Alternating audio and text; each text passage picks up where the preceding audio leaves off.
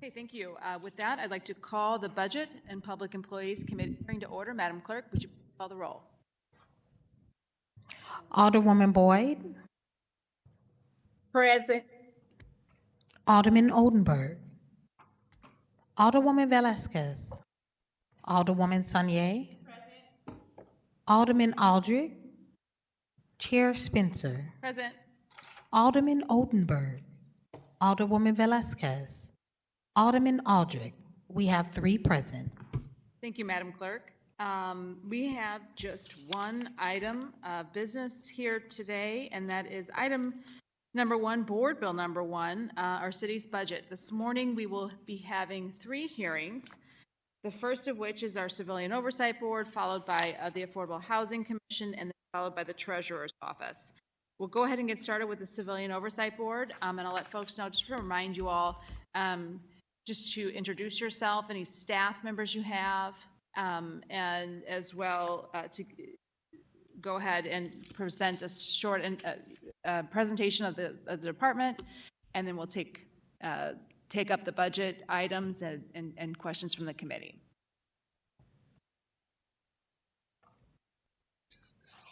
Okay, well, we'll go ahead. That's what I was trying to speak slowly, but here, what we'll do here this morning, we have just one item on our agenda. That is our city's budget. We're going to be hearing from the Civilian Oversight Board, followed by the Affordable Housing Commission, followed by the Treasurer's Office. We'll start with the Civilian Oversight Board, and then we're just asking speakers to introduce themselves, any members of their department that they have with them, and just as a friendly reminder, just to provide the committee with a overview of the department, kind of what it oversees, just a general function of the department, and then we'll go into the budget and take questions from the committee. And so with that, I will invite Director Coyle to the podium to discuss our Civilian Oversight Board. Good morning. Good morning, Madam Chair, and the rest of the committee.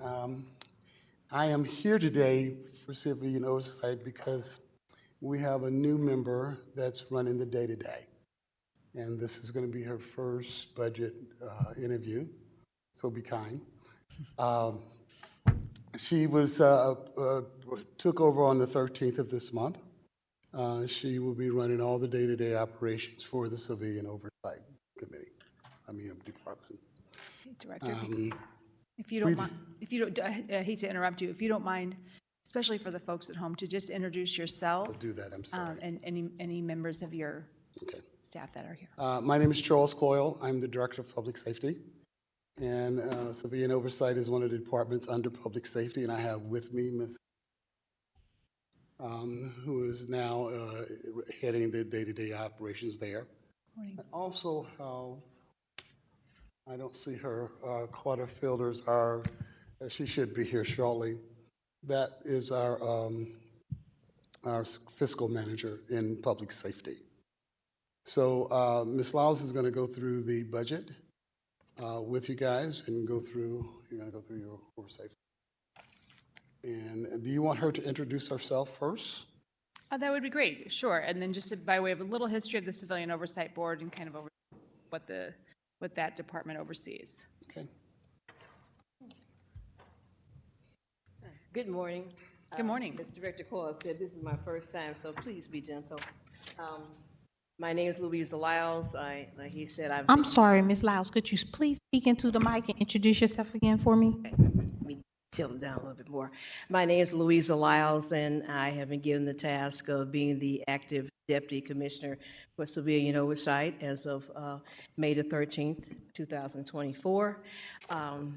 I guess I can give you a little background information about myself. I've been with the Division of Civilian Oversight since its inception in April of 2016. So I'm very much familiar with the everyday workings of our department. And I've been given the task of presenting our budget for today. So I'd like to start off by talking about our department. Slide, please. Okay.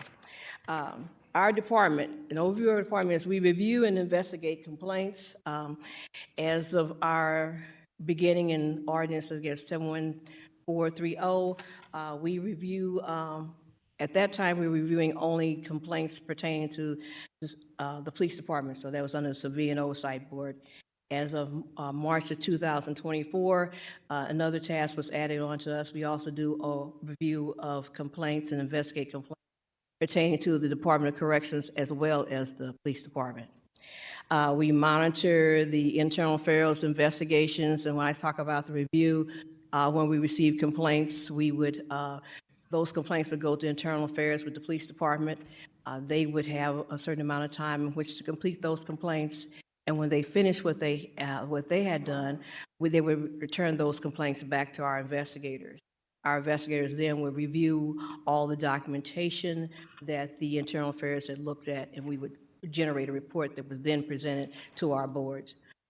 We make recommendations for disciplinary actions and practices. That's something in line more so with what the boards may recommend, but it was always left up to the chief of police, and the same thing would be true for corrections for the disciplinary actions. Community outreach and engagement, we've always been actively involved with reaching out to the community for us educating the community about what Civilian Oversight Board does, the complaint process, as well as letting them know that we were there to assist with any complaints anyone may have. So our office is located, if people are not familiar with that, it's located at 1520 Market in room 4029, and you can fill out a complaint form online as well as come into our office. And we can also mail it out to the individuals if they call our office. And our office number is 314-657-1600. And policy and transparent oversight, we were given the task of writing policy and procedures on how we do our investigations. We also assist the boards in writing their policy procedures on how they would go about reviewing and making recommendations for as the complaints go. Next slide, please. The accomplishments for 2024. Gotta get my papers out of line here. What I get for looking at my papers differently. In 2024, like I said earlier, in March of 2023, we were given the task of doing oversight of corrections. So in 2024, one of the things that we did where we were had training for our board members for the Detention Facilities Oversight Board. So they spent several months going through certain classes that were deemed necessary for them to be able to review the complaints from corrections. We also launched our new city management system. We've made it more user-friendly for the general public. So like I said earlier, you can file a complaint online, but it also gave the person an opportunity with a number that they were given so they could always go in and see where their complaint was at. All of the members of the Detention Facilities Oversight Board did complete their training, so therefore they're able to review and weigh in on the complaint process. We are constantly, we have a new board members are coming in now, so we will be also furthering the training for the new board members as well. Our office generates several reports. We have an annual report, a quarterly report, and we have an accountability report. Those will be based on the data that we compile from the complaints and also the results of those investigations. Next slide, please. The budget review. The proposed budget for 2024 was $1.3 million. The budget for 2024 was $1.3 million, but the proposed budget for FY25 is $1.5 million. That is a slight decrease of $1,177 that we lost one of our positions, the authorized client service specialist coordinator position. We still have one left in our budget, though. This change in the budget also reflects some of the vacancies we have within our structure. There were some investigators that we lost, as well as the client service specialist. But that's something involving more so personnel services. We propose to receive an increase in our material supplies, equipment, and contractual services. So that's the general course of business. Next slide, please. The FY authorization for staff is 17, for 1924, for 24 is also the same for 2025. We currently have 9 personnel in our department. We filled several positions in 2024. We were fortunate to get to bring on some additional investigators. We have a secretary, and so we have a group that basically composed of, next slide, please. I think we have the slide showing all the people we have. We have, currently we do have a requisition out to get an administrative 2, another client service coordinator, and also the commissioner for civilian oversight. But we do have on staff our executive assistant 1, the government service analyst, our legal investigators. We have 1 legal investigator, and we have a requisition for 6 legal investigators. We currently have 4, and we have a program manager and a secretary. Next.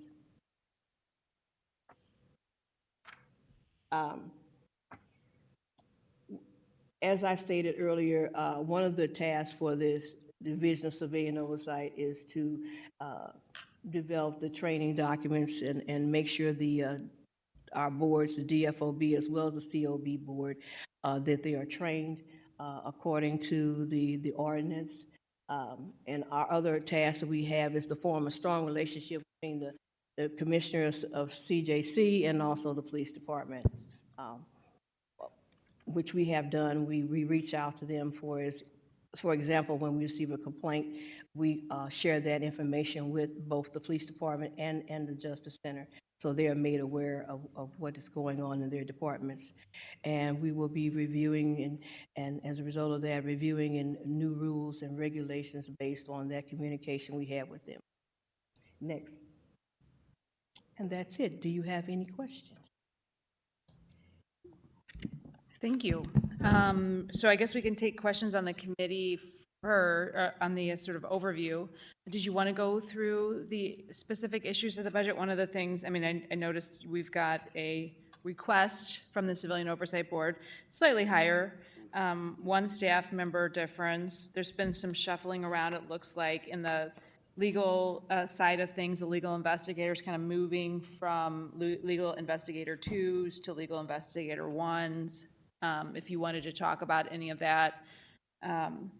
Well, when we originally started off, in 2022, I was a legal investigator 1 myself. Oh. Another individual. So all of us were legal investigator 1s, myself and another individual, and then we also brought on 2 other individuals who were legal investigator 2s. So the shuffling is not so much the shuffling, was more promotion and taking on additional staff. Okay. So the Civilian Oversight Board really came into existence in 2014, 15, is that right, if I remember correctly? The ordinance was signed by Mayor Slay in 2015, but the office officially opened in 2016. 2016. And the task is really you taking complaints from the general public about the police department, and you mentioned taking on additional responsibilities over this last year. We started off in 2016 only doing complaints involving police officer misconduct. And in 2022, when Mayor Jones signed the ordinance that we would be also developing the Division of Civilian Oversight, changed our title from Civilian Oversight Board, which was originally COB, to Division of Civilian Oversight. We also took on the additional task of doing oversight of misconduct within the jail itself. And that started that. And that ordinance was signed in 2012. Okay. I briefly was looking for the online reports, the reports that you mentioned, the quarterly and the annual. I wasn't able to find them in the Oversight Board document section of the city website. I was kind of hoping just to kind of get a brief understanding of how many complaints you're dealing with, both on the police officer conduct side of things as well as the detention center side of things, and see what those quarterly and annual reports look like, but I am unable to find them. Okay, we have submitted our annual report and our quarterly report to the Director of Public Safety, so that has to be approved by him before we actually can put it on our website. Before as I can give you some type of overview as how things have changed within civilian oversight, Division of Civilian Oversight, since the beginning. When we started off initially in 2016, we were only getting the misconducts from the police department. Also, that ordinance stated that we would have a joint civilian oversight forum, but at that time, it was not made exactly clear that if anything was filled out on the police department's internal affairs form, that we would get those. So when Mayor Jones came on board, so I would say this, we were only getting like 25 to 30 complaints a year from 2016 up until 2021. When Mayor Jones came on board, she did Executive Order Number 1. Mayor Jones signed Executive Order Number 1 because of the fact that she was made aware, because of our annual report at that time, that we were not getting all of the internal affairs complaints. So that number, at that time, she signed that Executive Order Number 1, and I'm going through history in my head, I think we had like approximately 20 complaints at that time. That was like in July. And between July and December of that year, that number increased to 155. So that was a large, so you see the difference there for the number of complaints received. We have been since that time receiving all of the complaints. So that is no longer an issue that has to be dealt with the department. And last year we received approximately 194 complaints for the police department. We received about 34 complaints, I believe, from the Department of Corrections. And this year so far we have 14 complaints from the Department of Corrections, and we have about 94 complaints so far have come in from for the police department. Thank you. That's really helpful. Are the annual reports something that, are they posted annually online? Yes, they will be posted annually online. In fact, the annual report that we will be generating the last one that, if you look, will show from 2016, I believe, to 2019 is the time frame, was a quadrennial report. So the one that will be, to my understanding, that will be published this time will cover from that time frame up until 2023, I believe. Okay. And then, so from that point on, we will be getting the annual reports, and there'll be the quarterly reports, and also the accountability report. Okay. We'll have to figure out where those are actually stored. I'm looking in Oversight Board. Yeah, I'm looking on the Civilian Oversight Board documents page on the city's website, and I'm not seeing them. They're not there right now, so there should be the quadrennial report from 2016 to 2019. That should be there. Okay. If it's not, then we'll make sure that it's taken care of. Okay, I appreciate that. At this point, now that I went backwards, there's a problem with the internet, so I'm unable to verify. I'm unable to pull that up. It would be really helpful, especially to see how the volume changed over time, the outcome of these complaints, what we're doing about it. The work that you're doing, the work that the Civilian Oversight Board is tasked with doing, is so vitally important to rebuilding, to building and growing trust within our police department and the detention centers. And having a vehicle, an effective vehicle for citizens to file complaints and have them appropriately dealt with is certainly a really critical piece to that public safety system. And may I also add that when we do our annual report, like the one I referenced earlier, we also sent a copy of those annual reports to all the persons. So we send it to their website. So it's not like you have to wait until it comes on the web page. We make sure that you get that information earlier too as well. So if you do not have that, please let me know, and we'll make sure we. Okay, I appreciate that. I don't see them on this website, but I'm sure we'll get to the bottom of that. I'd like to now again, just acknowledge and thank you for your service. Thank you for this overview. And I'll turn it over to the committee for questions. Okay. Starting with Alderwoman Boyd.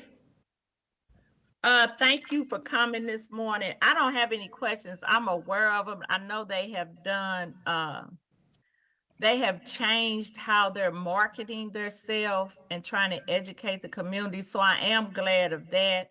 And so at this time, I don't have any questions. Alderman Oldenburg. Thank you. I don't necessarily have specific budgetary questions. That looks pretty straightforward, but can maybe you just let me know where the terms of each members are? Do we have some expiring and are those staggered? I'm just trying to figure out the terms of the members. Well, as it stands right now, the COB, the Civilian Oversight Board, that covers the be reviewing the police officer misconduct, and the Detention Facility Oversight Board, DFOB, they have new members. So that information will be, if my understanding is they're being vetted, and so therefore you will have that new information when that is finalized. Then we will have that information on our website as who those individuals are. Okay. The chairwoman just sent me something from the website too, which actually was helpful and answers my question. Well, and you did as well, so thank you. There's two boards here, Alderman, just for a little level of clarity. There's the Civilian Oversight Board, and then there's the Detention Oversight Board. Yeah. Those are two separate boards. So if you were asking specifically about. I was asking about the Civil Oversight Board, correct? Yeah, that is not, it's my understanding that the new positions are being recruited for the Civilian Oversight Board. Okay. Correct. Yep. Yes. Thank you, So, Chairwoman. I appreciate that. and all of those members are currently serving beyond their term. So there would be a significant turnover presumably in that board. I wanted to just jump in to help answer that question. I do know the names have been turned over. I do know the names have been turned over to, I do believe, the Public Safety Committee. So that should come through the Public Safety Committee to kind of bring those members on board for COB. Alderman Oldenburg, did you have any? Thank you. Did you have I any? did not. Thank you, Chairwoman. Alderwoman Velazquez? Great, thank you. And I just want to echo my colleagues and say thank you for being here and for your presentation. I just have a few questions. I know that I was looking at the line item budget for legal services. Can you just kind of explain, is that, I know that you had requested, it looks like, of course, I just lost it here. You requested more than was approved, but can you just talk about the need for that line item a little bit more? That has always been a line item that's been larger, pretty good size, because, one of the things that we dealt with in the past is having injunctions. Therefore, you never know when we may need legal services. So that has always been something, but beyond my pay grade for us handling that particular area, but that has always been a large item. Right, is that just, I mean, we've heard from other departments that essentially they bill the city councilor for their services. Is that the same thing? Yes. Okay. And then one of the things, and just maybe you could help me find it in the budget that has come up, and I'll also point to my colleagues who worked on the bill relating to civilian oversight, but the training, actually, I take that back. Never mind, we'll wait for that presentation. I did notice that you have 6 positions filled, that last year you had 18 budgeted positions. This year you had 17 approved. But that's a pretty big jump, of course, obviously, to go from 6 people to 17 people. And I know you briefly referenced it about trying to find some new marketing, but can you just kind of tell us more about how you plan to recruit people to work for the division, just because there has been, obviously, I think, concern and consternation among the public, and I'm sure that affects the ability to do that. First line of attack for us for recruiting individuals for our office is through personnel, through the city website. The one other thing that we do is community outreach. So when we go out to the communities, we educate the communities about what we do. We also let them know that we have positions available as well. So if an individual is interested in applying for a position with civilian oversight, that's one of the first things to do. We also will be reaching out to the colleges in the area So every college has a placement service, so they will also be made aware of the positions that we have available with civilian oversight, and especially addressing the criminal justice department, political science, things of that nature. So that has been something we will be doing. Great. I don't have any other questions. Thank you. Alderman Aldrich. Alderwoman Saunier. My apologies. Thank you, Madam Chair. Hi, thank you for being here and congratulations on your new role. Thank you, and thank you all for being so kind. I don't think we're that bad most of the time. I only have a few questions, and some of which you said I just didn't get down clearly. Can you talk about you said that when there was an executive order and that led to a boost in complaints? Did the executive order just kind of what I think the executive order might have been before my time and some of my colleagues' time? Could you talk about that a bit? Well, like I said earlier, we did a quadrennial report, and one of the things that came out of the report was that we were not getting all of the complaints that were being filed with Internal Affairs. So it's like if they did not fill out the complaint on the joint complaint form, then we did not get those complaints. And I also will say this too, and we were a new department, and a lot of people back then didn't know we existed. You know, marketing is very important. You brought that up earlier. That's why we're doing as much as we can to go out into the community when they have functions, with the advocacy groups, going to the schools. Those things are very important. Even sending out letters to the churches and let them know we exist in the process. So, but when she filled that form out, and that meant whatever form they got it on, they had to send it to us, it did bring about a large number because, to be quite honest, Internal Affairs was receiving a large number of complaints as well. So what they were keeping and handling internally now was being transferred over to us. Understood, thank you. And then I wanted to clarify, you said that there's been so far 14 complaints for corrections this year, Yes. and so far 94 for SLMPD. Yes. And you said how many last year total?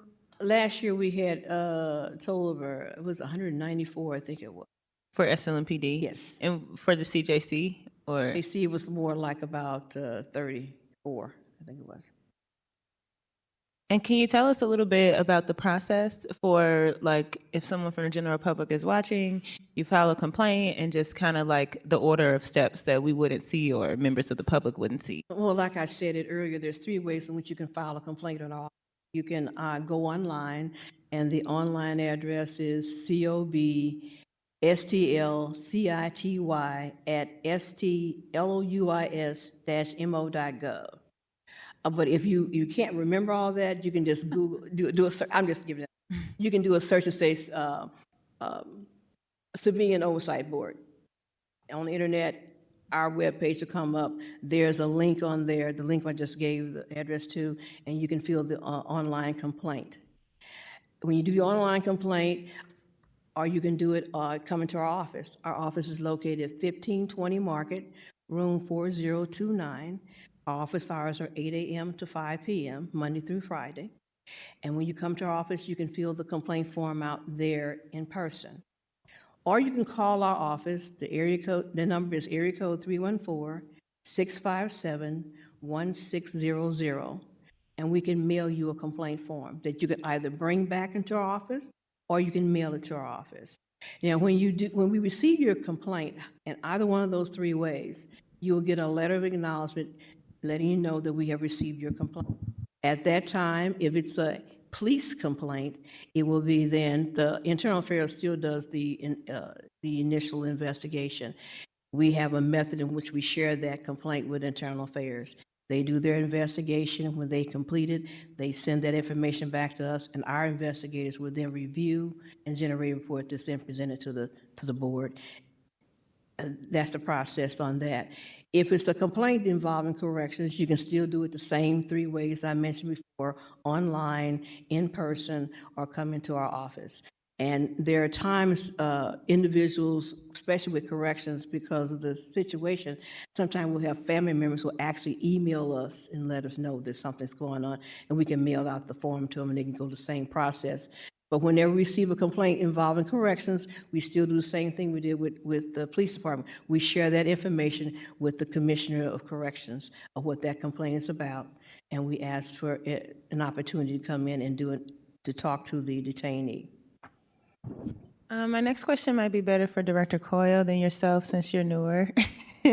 But I'm just curious, going from 6 staff members to 17 staff members, has that helped with the timeline of when a complaint is filed or when it happens, or just how has being able to get 17 staff members, how has that impacted the workflow of the Civilian Oversight Board? Well, I don't know that has impacted the time limit. They had 6 when they began, and they began to hire the people, slowly bring people in. With that, they had to have construction work done to actually house them as well.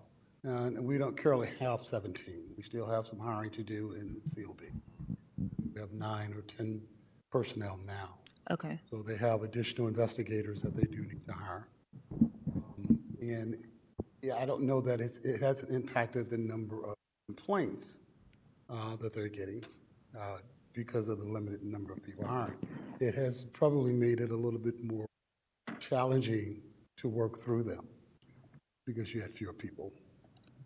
So I don't think it was anything other than the ability to get lists from personnel and begin to interview and hire people. And they did an excellent job this year of bringing people on and getting them on board. Thank you. And this is probably for you as well. How many times, I know there was a tour with the COB, do you know how many times the COB has been able to get a tour of the CJC or have interaction? Well, when I came on board in 2013, and after going through the ordinances and things that needed to be done for the COB, it took them about 18 months to complete the training and everything else. Since that time, if they request to go into the jail, they go into jail in CJC. They have met the training requirements. They have met they and the staff met the training requirements to be able to enter the Justice Center. But you don't know off the top, you don't know without, you had to. I know the last time they went to dorm reps, but they have been in there since then. I mean, not since then, prior to that, they've been in. So the request, and has gotten to the point where I kind of moved myself out of it, and the COB or the DCO can just contact the commissioner and say, we want to come in, and we'd like to come in on these dates. And those should be, unless there's something really going on, they should be able to get in. And I have not had a report where they cannot get in. I know that we had some concerns about attorneys being present for some of the detainees, but just getting in. And if they want a tour, they can do that just by asking for a tour. So the process right now, as you're saying, is as long as a member has all of their training completed, they should be able to reach out to the commissioner, or who's their point of contact that they reach out to? Reach out to the commissioner. The chairman can reach out to the commissioner. The chairman can reach out to Ms. Lyles, and Ms. Lyles can set it up. I sent All right. something out. Thank you, Pat. I sent something out after they completed their training, giving them the authority to go in. Giving them the authority to go into the justice, all right, because they'd done what was required of them to do. Okay, thank you. Thank you, Alderwoman. I have a couple of questions just quickly on the budget side of things. I know. Oh, I'm so sorry, Alderman Aldrich. You're totally fine. When I called you erroneously out of order, I checked the box in my mind. My apologies. I know it's all love, Madam Chair. And is Ms. Lyles correct? Yes. And what is your new title? Was it acting? Acting. Deputy Commissioner? I know you said go easy. I guess it's where the hard part comes. I'm just kidding. I'm just kidding. I do got a question maybe also on the budget, so I may answer some questions that Alderwoman Spencer has. So on office and rental and leasing, I see there you guys didn't even request any funds for that, and you got 3,000. You didn't need any funds the year before. What is the office rental and leasing 3,000 for? Oh, that would be called covering the copier? Okay, so like new printers or something? Yes. Okay. And then what was my other one in budget? The travel out of town requested 40,000, only got 10. Is that for like educational purposes for staff and maybe going to different conventions and? In fact, we do have a conference coming up in October of this year. Being part of the civilian oversight, there is a National Association of Civilian Oversight of Law Enforcement. They have a conference every year. And our staff, for us to keep our certification as practitioners of oversight, must attend 2 conferences and read several books. And so therefore, it's mandatory that our investigative staff and other individuals in our office go to that conference. I also want to reverse a little bit. I want to thank you for taking on the role of acting commissioner and the work that you've been doing with CJC, as well as Ms. Ruby Bonner, who's in the room. I've been able to work with her directly on some things, so I appreciate the work that y'all doing. The legal services, you asked for additional 100, well, you got 75, but asked for 175,000. What was that? And I believe the Alderwoman from the 6th Ward asked, but what was the reason for that jump that you requested it, but you didn't grant it? But just thinking maybe down as you guys are the experts in this field of why you needed so much and didn't get it. I must be quite honest. I'm just now inheriting the part of the budget goes, so I was not an individual who originally worked on the budget. Okay. But I do know that because of things like the injunction and other things that may come up because of what we do, that it's important for us to have a sufficient amount in the legal budget. Gotcha. And you didn't work on it. Just curious, who worked on it before you? Ms. Bonner. Ms. Bonner. Okay. So position-wise, you. And I should say Ms. Bonner and our unit manager, Ophelia Hughes, as well. Okay. So scheduled for 17 employees. It looked like you ended FY24 with 6. How many are currently on? I know there's. We have 9 individuals in our office currently. Okay. And those new additional were investigators? Primarily, yes. So those additional 3 are now all 3 investigators? We ended up getting another secretary because we lost one. Hired a new secretary, as well as we brought on just recently 2 more investigators. Okay. And we lost an investigator, so we replaced one. So we currently have 5 all total investigators, including myself in the office. Okay, so that means that the commissioner of the Civilian Oversight Board is still vacant. Yes, it is. The project manager role is still vacant. The Project manager 1? client service specialist is still vacant, and the administrative assistant 2 is still vacant. Okay. I'm just looking at maybe it's a little different on here. I'm just looking at on here. In the commissioner of civilian oversight, not the board, but the commissioner of civilian oversight, that position It's still vacant. is still vacant. Client services coordinator 2 is still vacant. Still vacant. Administrator assistant 2, That's still vacant. legal Analyst, we have. legal investigator 1. We have 1 legal investigator 1, so I do believe Okay. they're opening for additional legal investigator 1. And I don't think these are positions. Okay, that's the questions on the budget. Maybe this is a question for you or for our Director of Public Safety. Thank you for also being here. What is the status of getting a permanent commissioner on what's the status of the update on a permanent commissioner? Director question. Gotcha. Thanks for that. We interviewed several candidates, but many of the candidates that we interviewed that we felt would be appropriate for the position had law enforcement in their background. The ordinance doesn't allow us to hire someone as a commissioner that has law enforcement. And I'm not sure if this is something that St. Louis just does, but they're part of civilian oversight in other cities. So we put out a national search for that, and some of the top candidates came up were previous law enforcement. We had to decline them. We are still working with personnel to try to repost that. Okay. And we have gotten the position reposted, and we'll begin as soon as we get names to interview them. But we know that's been the one challenge.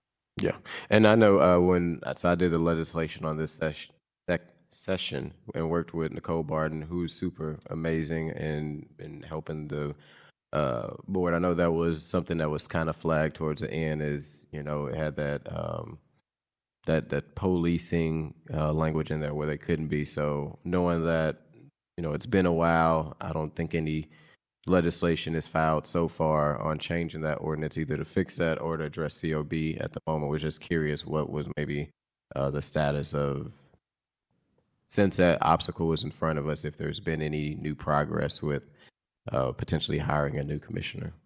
Well, the progress is trying to get additional applicants. And at one point, we had tried to determine if that's something that could have been waived or not, if not be waived.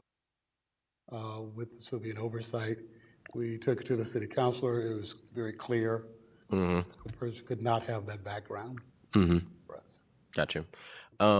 Maybe also a question for you, Director Coyle, regarding the COB. So there's been several changes on the state level. Yes.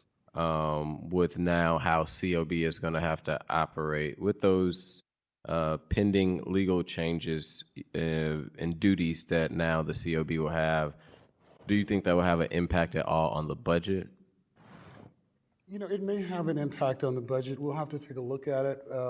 Those changes are being reviewed by the city councilor. Okay. And we're awaiting guidance from the city councilor on it. We're to determine what impact it's going to have. I know last year we came close to losing the subpoena power. And so I'm not sure what this is going to entail. So once we've gotten that, we'll be able to determine if it's going to really impact our budget. Gotcha. Okay. And then last question. I think there was something about training documents that was mentioning. Are those training documents only for internal? Are they located somewhere? When you say training documents, I need to kind of get some clarity on that. For the board members? For board members. Okay, yes. We have, one of the things that we did. Thank you for that. Sorry about that. Sorry? No, I was saying sorry for that. Thank you for the clarification. So one of the things that we did with the training for the DFOB, we wanted to make it where we could do it once, but make it easier for new members coming on board. So that it's difficult because we have citizen boards, they have jobs, they have other things going on in their life, and so they just can't stop everything to do training. So we're trying to make the training where you can just get online, do the training to get it completed and sign whatever documents you need to sign. So we're hoping, and this is going to be our trial with the new members, if we get new members to the DFOB and the COB, to see if our training really is going to really work. Now, I think your question, is it online or do you have access to it? Yeah, I mean, looking at the old legislation, I know we changed it in DFOB because it was kind of vague, and it from the training and the hours was vague. I was curious about what that looks like for COB, but actually I'll hold on that question because COB right now isn't active, correct? That's correct. What is the reason that it's been inactive for probably over a year and a half now? I know appointments have, Michael and the mayor's office are doing really good. The appointments are starting to move. We sent sent two names last week on the board to public safety. I think I'll have an appointment this week for the COB that will again move to public safety. But what's the reason that COB has been inactive for so long? As you're aware, there was an injunction filed with COB, and I think that was 2022 that the injunction may have been filed. As of March of last year, I think that may have been cleared up.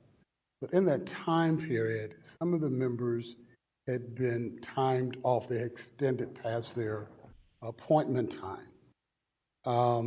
Recently, all members, the members were allowed to reapply if they wanted to, but most of them had passed their expiration of being on the board. But you can still serve on a board of being over your time, right? Yeah, you can, and that's happened. It has happened.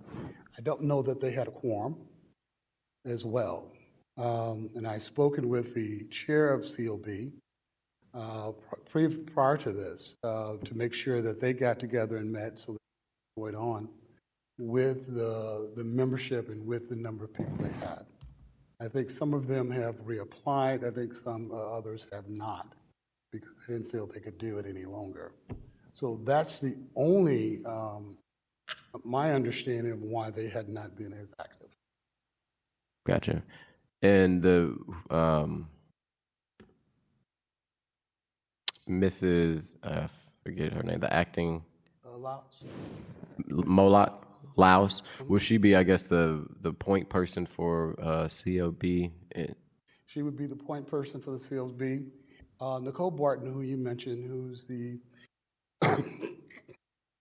Commissioner of the Criminal Justice Coalition, will still be working to assist with promulgating rules and procedures for the board. She actually was over COB when it first started. She has been a great help for us getting the rules done. She actually worked on the training, as you mentioned earlier. So she will be working closely with Ms. Lyles as well to help kind of get those things done until we find a commissioner that we can bring on board. Gotcha. Thank you. Okay. No more questions, Madam Chair. Thank you, Alderman Aldrich. And you actually asked the question I had about the legal services. With the additional, just from a broad perspective, with the additional responsibility of the complaints from the detention centers coming in, is the staffing adequate to handle that additional load? I just want to make sure that we're fully prepared to deal with all the responsibilities of the two systems of complaints, if you will. Yeah, I think it's adequate to begin with. I think we have to continue to bring on new people. We can't stop that. We have to continue to request lists, interview people, and bring them on board if we can. We can do both at the same time. I think Ms. Lyles is a good person to help because she knows the job. She's been there. She's been doing it. And she can see the problems that we're going to have down the road that someone else may not be able to envision. Okay, that's very helpful. Thank you. And this work is so important. We're very grateful for your service. And thank you for coming before us to describe it, answer questions.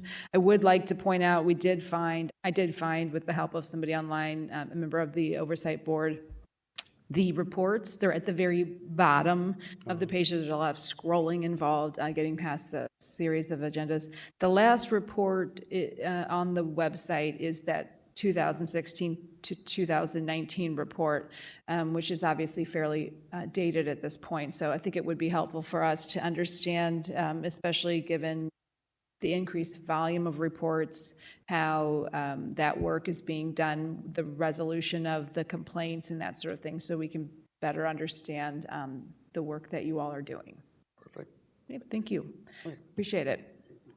Okay. And with that, we are ending our first segment of our hearing exactly on time. This is a record budget hearing this morning. Thank you.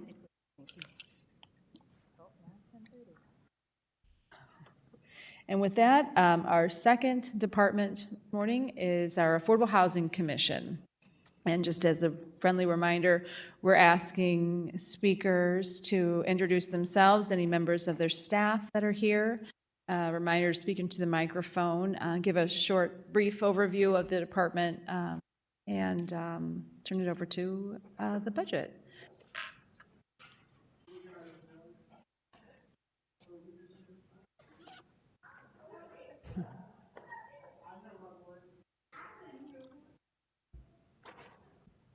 Good morning.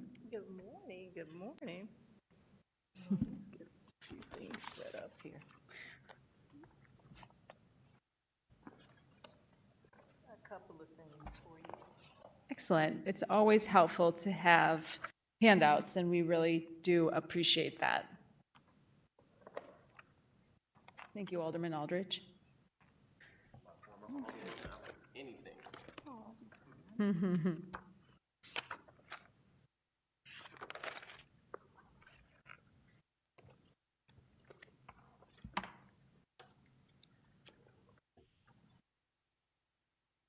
I'm so used to moving the mic. It's taped down. It's stationary for me. That's fine. That's good.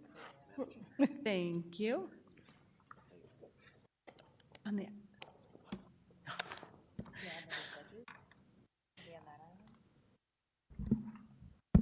That, so I'm handing out the annual report just because I normally come by and stick them in everybody's mailbox. And so just brought some with me today as well. And then the presentation is on the overview of our department, as well as giving you some numbers from last year. And you have the budget before you for this year. The reason why I focus the presentation the way it is on what we do and what was the outcome of what was accomplished with the budget that was passed last year is because those of you who are familiar with our budget know that the largest amount in our budget is in a line item called housing subsidy, which is a category that doesn't give you a whole lot of insight unless you're familiar with what that does. And so generally, that's where all the interest is in, what's going to happen with that money. The boring part of our budget comes with the salaries, which have a slight increase. It is not an increase that I've made. That's an increase that automatically is put in as it relates to the benefits. So all of the different benefits, they vary from year to year. The budgets are the same with whatever pay ordinance that you approved at the board for what the increases would be annually. The materials and supplies are the same, the equipment leases, there's a slight increase there. And that is because we need to get some additional equipment, such as printer and another computer, for anticipating that this year, within the fiscal year 25, we would be able to fill one of the positions where they don't have a computer currently for that position. There was a small decrease in the housing subsidy category that you will see as well. So when you look at the total budget that's being put before you for $7,197,620, that's slightly less than last year. The makeup of that is $6,827,620 that will come from the local use tax fund, which is new money that we will receive through this budget process, and $150,000 comes from loans that were repaid because our housing projects are loans. Some are payable, repayable, some are forgivable.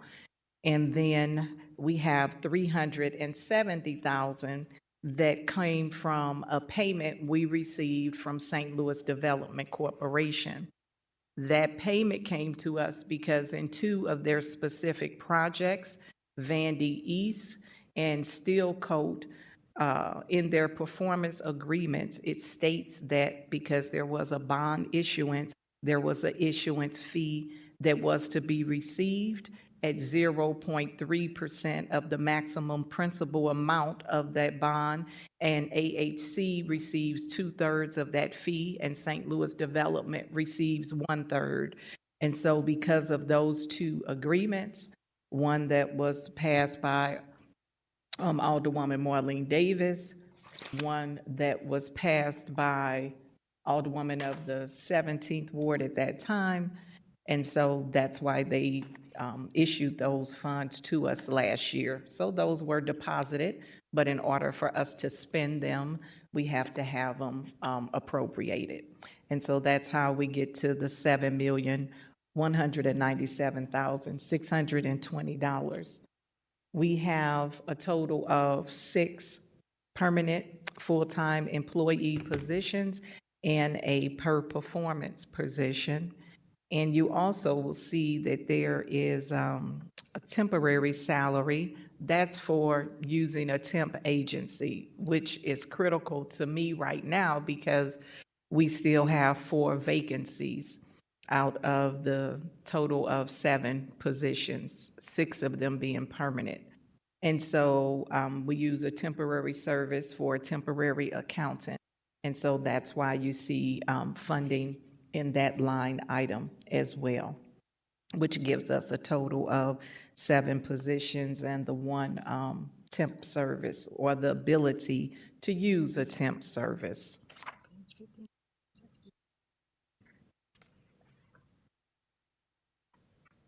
And I'm looking at the, I just went through what's in the general government book that gives you an overview of the department's budgets on page 27. And Madam Chair, I can go into the presentation about what we do and what was achieved last year now, if you like, unless you have some questions on the budget I talked about so far. Okay, I will turn it over to the committee first for questions in order of seniority. Alderwoman Boyd. I have no questions. Thank you. Alderman Oldenburg. None for me at this time either. Thanks. Alderwoman Velazquez. Thank you, Ms. Griffin, for being here. Just wanted to, I'm just looking, I mean, it looks like. Well, I'm gonna go through the presentation.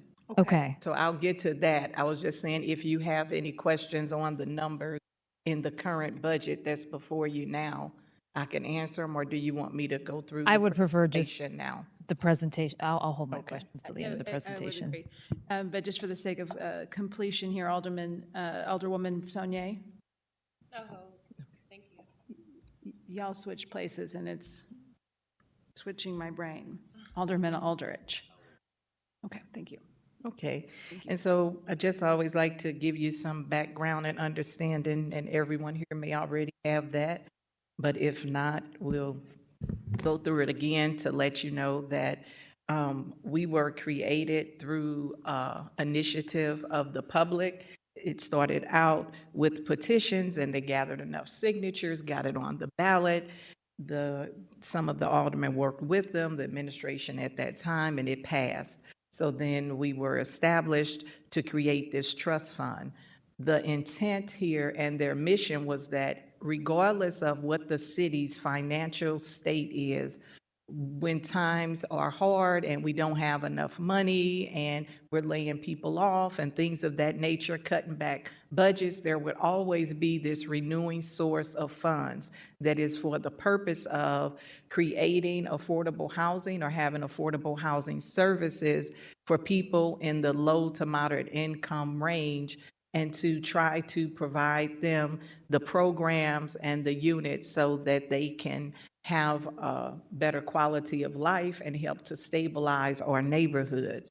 And so that's what the fund was created, and the fund has been very successful over the years. It exceeded all expectations, and by ordinance, it does require that we receive at least $5 million each year. That is to be the floor and not the ceiling. And so within that ordinance, it establishes the area median income of the people who benefit from these services. They have to be 80% and below the area income, which you'll see on page 2, an example of that. At least 40% of our funds must serve people who are 20% of the area median income, which are going to be your extremely low individuals and households. So that in itself dictates the type of services and units that we invest in. And you see an example, if an individual can earn up to $14,448, or a family of 4 no more than $20,640, they're at the 20% AMI level. And this is based on HUD's data that they put out every year for the metropolitan area. And it shows you on the other end of the spectrum that at 80% AMI, an individual could earn $57,800 and be one in their household, or a family of 4, $82,550. So what I think is an advantage for the city is, as you see, you can still make a livable income and be at the 80%. So affordable housing is not just for people who are extremely poor. It is for a wide spectrum of people. And when you look at the income, the average income in the city of St. Louis, that covers much of the people living in the city of St. Louis. So they would be eligible to receive these services. The services that try to expand affordable housing for families, secure permanent, safe, and quality affordable housing. We fund things such as educational training, job skills programs. We also work on prevention of homelessness. Every year, we have funds that assist people with emergency home repairs, with minor and major home repairs, with rental, mortgage, utility assistance, free legal representation, tenant-landlord mediation, and other housing expenses. When the money runs short, they often get left behind just because they don't have enough money coming into their household to cover all of their costs. But when we're able to provide funding for services that make up the difference in providing their essential needs, that frees up some of their money to buy food, to pay for medical expenses, to not have to skip getting their prescriptions filled, and things of that nature. I'm over on page 4 now. Every year, the commission opens a competitive funding round. We try to keep it within the same time frame, which is generally end of August, beginning of September, so that even if you don't receive a direct notice from us, people know, agencies, developers, they start looking on our website around the beginning of September of every year. The commission awards roughly $5 million annually. What we do is whatever is passed in our budget, outside of the operations, all of the remaining funds we put in the housing subsidy category so that we can award those funds out each year. AHC has awarded over $144 million since 2001. Each year, we receive anywhere from 70 to 90 proposals during our funding round. Approximately a third of the dollars have been invested in expanding affordable housing stock, and 2/3 of the funding is invested into housing programs and services through the local nonprofits. We give you a list of some of the categories in which you can apply for funding for. Last year in FY24, we received a total of 92 applications. Out of those 92, we were able to award some type of funding to 60 of those applicants. And you can also see the amount of funds that were requested and how much were funded, how much their total program and project costs were. And that's broken down in grants and developments. And the ultimate conclusion of that is we were not able to fund all of the high-quality proposals we received. We always receive a lot more proposals than we're able to fund due to the amount of funds we have available. Even though we funded last year on housing development projects, $9,601,294. That was historical, and that only happened because we received the funding that was passed here of ARPA funds specifically for housing construction and preservation, which was $12.5 million. So in addition to that $9.6 million, there's another $2.5 million that was awarded and approved to go to LRA to help with creating CDA and LRA, who are running a program to create housing next to or in close proximity to St. Louis Public Schools. In 2024, I'll say FY24, so part of last year and this year, 88% of our budget went to the housing services and programs. Additionally, 100% of the ARPA funds we received for housing production and preservation went to housing construction and rehabilitation. The trust fund's FY 2024 investment was a total of $15.9 million and supported, once again, the $411 million of project services that were carried out by 46 nonprofit agencies, many of whom are providing homeless services, and they are homeless service providers, and to 14 affordable housing developers to provide affordable housing projects. AHC invested the $9,601,294 in the construction of 350 mixed income affordable homes.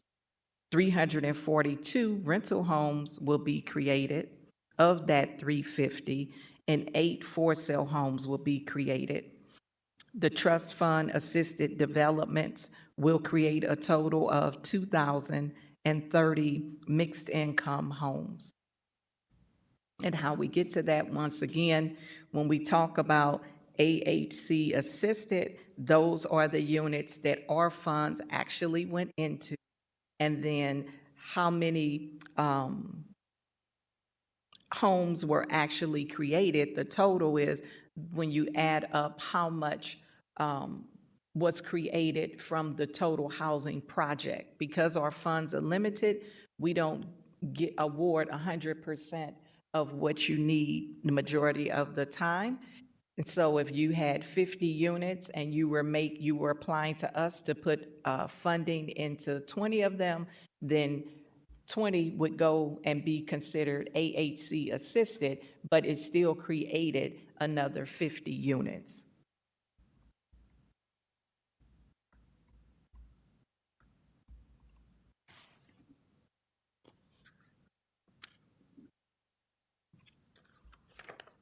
And you have another, just 2 pie charts on page 7 that show you that the trust fund has created 2,645 affordable homes in the city of St. Louis since 2003, and 2,410 of those are rental and 235 are single-family for-sale homes. On the next page, it just gives you a breakdown of each category, letting you know how many dollars were spent in each category of the $144.5 million that was invested. So you'll see the accessibility modifications, construction, major rehab, education and counseling, education, training, rent, mortgage, and utility subsidies, neighborhood stabilization, home repairs, rehab, lead abatement, homeless prevention and shelters, IDA technical assistance, the rent, mortgage, utility subsidy, transitional housing, foreclosure prevention, the coronavirus, SLURF, homeless prevention, emergency eviction, prevention services, and rental assistance operators. Just to, once again, try to give you more of an idea of exactly what type of programs nonprofits and developers can apply to us to perform.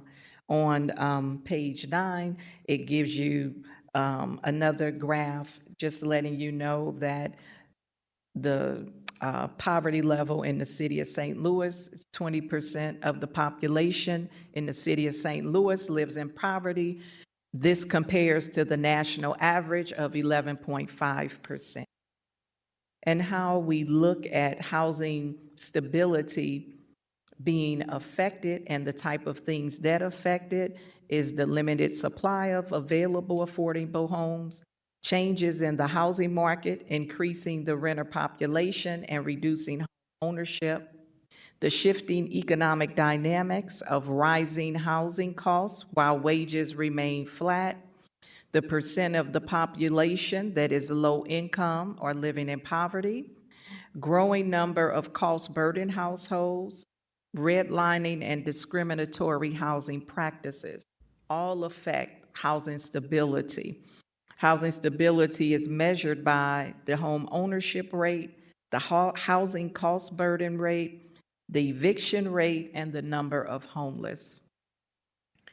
And so once again, these are the very critical and monumental tasks that we have been given to work on. What we do in the scheme of things and the budget, I think, is very small, but it makes a very big impact.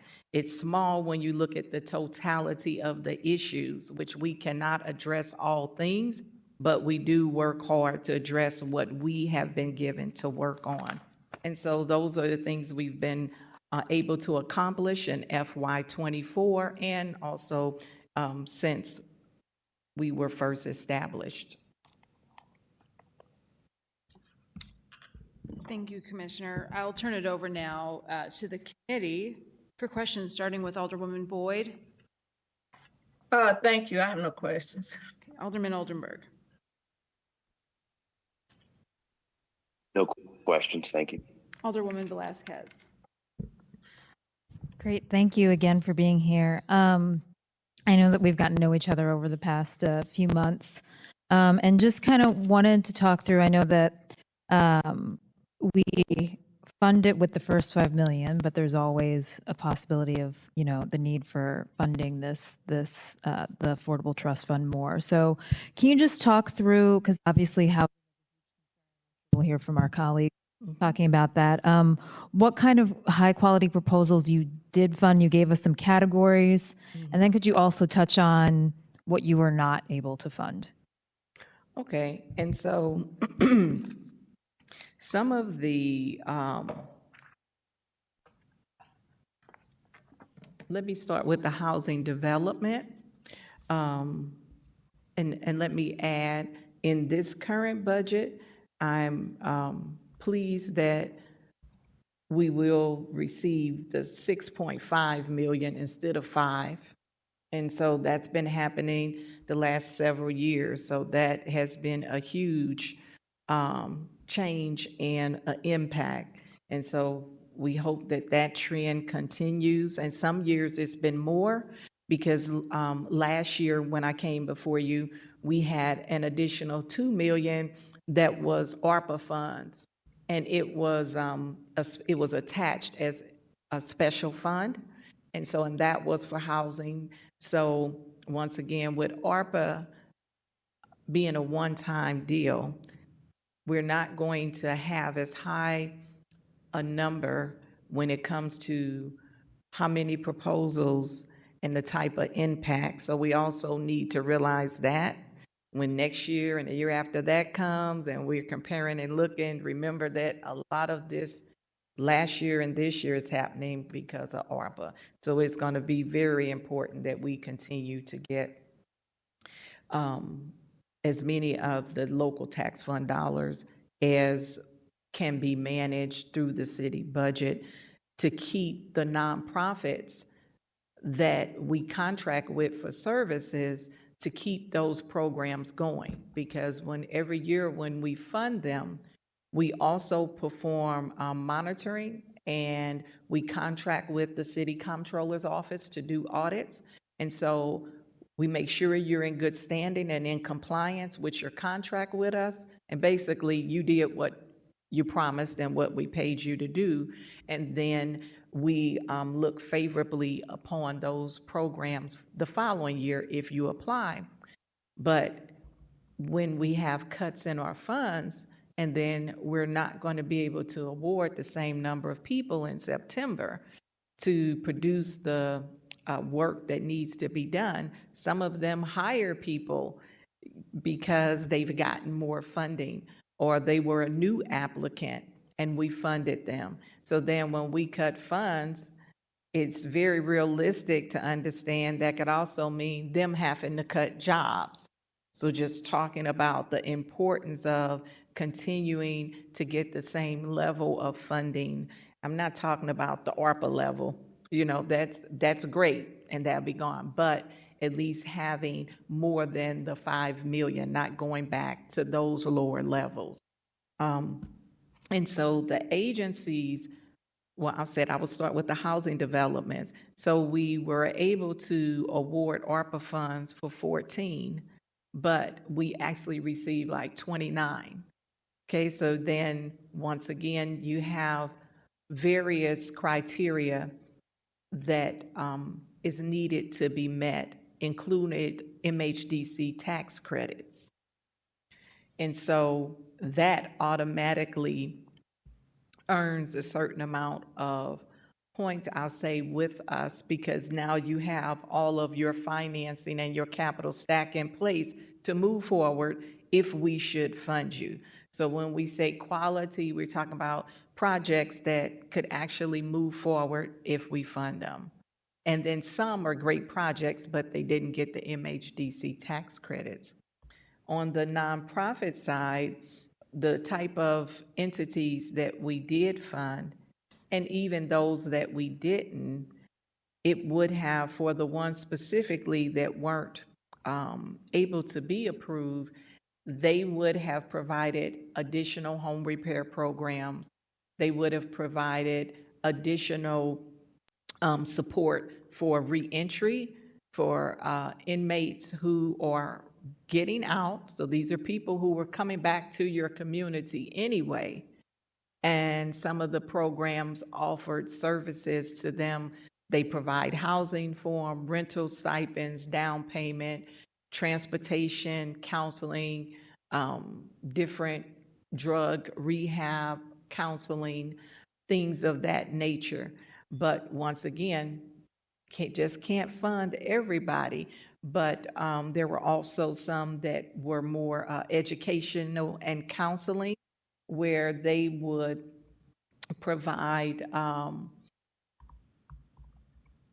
financial literacy for those people who are in home, but always seem to be on the verge of getting evicted because they can't pay.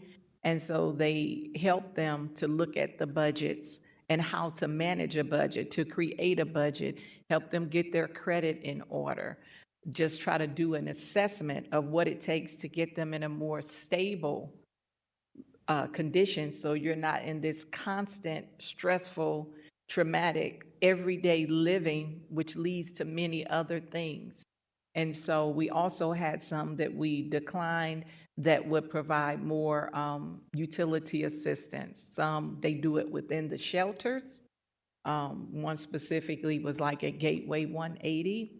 It would have been a additional program. So we were able to fund what we already fund to help them keep the shelter up and operating, but we were not able to fund a program they presented that will help provide more of the case management and job training and getting them into out of the shelter, but being in a better condition to be sufficient when they get their own permanent residence. I appreciate that. One final question. It's again more of like a sort of overview trend question. Just with the, do you see in the next few years, I mean, obviously we've got aside from the ARPA dollars, but do you see some of the same, do you think are there going to be any changes in trends of needs in the next few years? I mean, I know that a lot of the majority of the homes were rental. You had some home buyer assistance, but then you've got obviously a mix of home repairs and accessibility modifications, and it looks like foreclosure preventions here. But is there going to be, I mean, is there anything on the horizon that we should, be thinking about in the next couple of years? Maybe not for this year's budget, but as we move forward. I think that we have several, and I'm not sure of the number right now off the top of my head, projects that are, their term is expiring. They received low-income tax credits from the state to do projects, and those are rental projects, and that 15-year, I think is the time frame for most of them, is coming to an end, to where now many of them, those properties need some work done on them before they can move those people from being rentals to being in it because of many challenges. Sometimes the family that started is no longer there. Sometimes that family is no longer with the same income. So they're still not in a position at the end of the 15 years to become homeowners.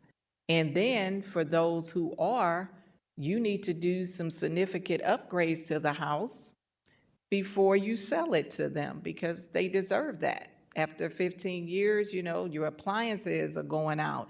The paint is being chipped. And once again, the bank is going to send someone in to appraise it. So what a lot of times we get, and we've gotten that a few times with developers who reach that expiration time frame with the state, they came to us to give them funds to renovate the units for those that will remain rental and for any that they might have an opportunity to move that tenant to becoming a homeowner. And the number is significant. And so now you have, I've only had that happen twice before, but now there's several of them who are all getting at this mark.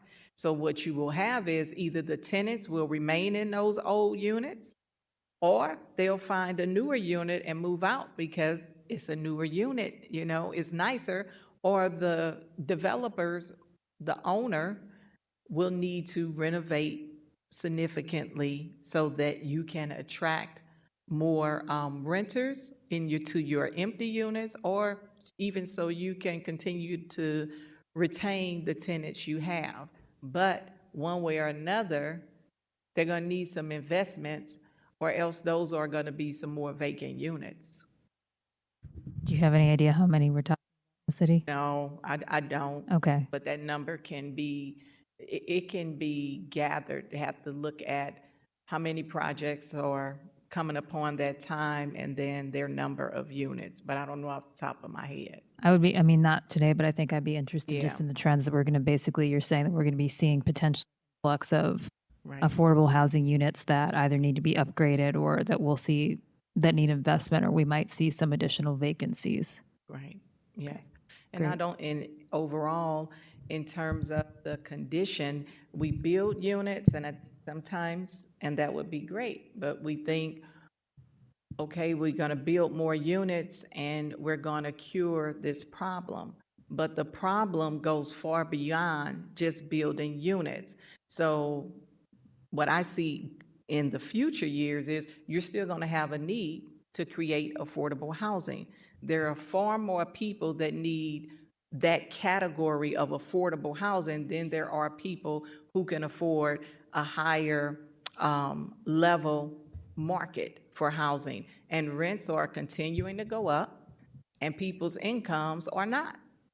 So if the incomes are not going up and you don't have more people going to college, and you don't have more people going to trade schools or in fields where they can make a certain level of income, and then that gives you a forecast of what your future is going to look like. You look at your graduation rates, you look at your infant mortality, you look at your teenage pregnancies, you look at your unemployment rate, you look at your health disparities, and that tells you what the future is going to look like. It's just that's the reality. So we address, we aren't addressing all of those different areas, but the city is, and will continue to, but our part is, like I said, for those who are in need, 40% of our funds have to support the people who are homeless or near homeless because they're just a 20% AMI.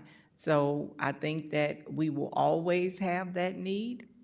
And St. Louis has plenty of people who keep coming in from even other states and the region who are homeless. So, we are continuing to fill those needs, but at the same time, I'm very happy that we're allowed to provide housing for people up at that 60, 70, 80%. As I stated, you can make a nice salary that can be livable, especially in a city like St. Louis, 57, I'm sorry, let me go back to that chart. Yeah, $57,800 for an individual. Family of four, $82,550. But those households, they also are paying more than 30% of their income, which is the issue. Majority of society, and that's nationwide, are paying more than 50% of their household income just on your rent or mortgage and utilities. Thank you. I appreciate you answering my questions. Alderwoman Saunier. Thank you, Madam Chair. Thank you, Ms. Griffin. I love you down. I love you too. We've had plenty of conversations. I've gotten to learn so much about the work that you all do, have read in depth about the ordinances that have helped you come into fruition, and even really look really closely through the ARPA dollars that were initiated. So first, I just want to commend you because I know it's been a struggle for a lot of departments to get those dollars out the door, but your department seems be one that has kind of figured that out, and it looks like you're definitely on track to meet the deadline of which we have to have the dollars extended. So thank you for that. Here's my plan. Yes. Absolutely. I don't really have many questions. One of the statistics that you point out that was really interesting to me was the 20% of poverty rate in our city comparable to the national rate. Do you know an idea of what that trend has been over the last couple of years? Like, has 20% been where the city has pretty much landed, or has that increased or decreased? I believe that there are years, and I will have to go back and look because we look at studies each year. There are some years where we've been higher, then there is years where we've been lower. But I think that at this point, we're at one of the highs because coming off of COVID. Mm-hmm. So, like I said, COVID was a game changer. So it's almost like now we're in a whole nother world because we're looking at trying to gauge and look at where we were and where we're going, but there was a shift. Yeah. And so thankfully we got a boost with the ARPA dollars and then some stimulus funds before that the city received. But so, we're trying to get back to a level where we're where we started and keep and exceeding past that, but it fluctuates. And I know you mentioned, obviously you're called the Affordable Housing Trust Fund. That's kind of the focus of all of it. Is there any focus within your department or any conversations about I think, affordable housing is difficult to find, period. But I especially, we even got a presentation to us formally from Dr. Sandoval. He really talked about the importance of focusing on families, and particularly Black families and households. Is there a focus on making sure, I guess one of my concerns is even a lot of the projects that I see at the Board of Aldermen, a lot of our projects are for apartments or for 1 or 2 bedrooms, but not necessarily family units. Can you talk a little bit more about specific parts of your work that focus on family affordable housing, like 2, 3, 4 bedroom type of unit Yeah. work? So each year, we set priorities based on what we see the needs are and what our commission approves us to set as priorities in our NOFA. And so last year, and we have in some previous years, but last year, one of the priorities were for projects that would have 3 or more bedrooms, so 3 and 4 and 5 bedrooms. And so some of those 14 housing projects that were selected they were selected because they have larger units for families. Absolutely. So there are some that have, it may even be a good majority of them that will have some 3 bedrooms and some even 4 bedroom units. It's not often that you see the 5, but we know 5 is needed, and we do receive proposals for them. But once again, those tend to be the units that are supported with the MHDC tax credits, and because the person's rent is going to be heavily subsidized, they're able to afford the 5-unit bedroom. And would you say that those units tend to go really fast, or is that Yes. kind of? Oh, yeah, it stays a waiting list for, because there are some people who are still having more than, 3 or 4 kids. Right. Not me, but Not me neither. there are some.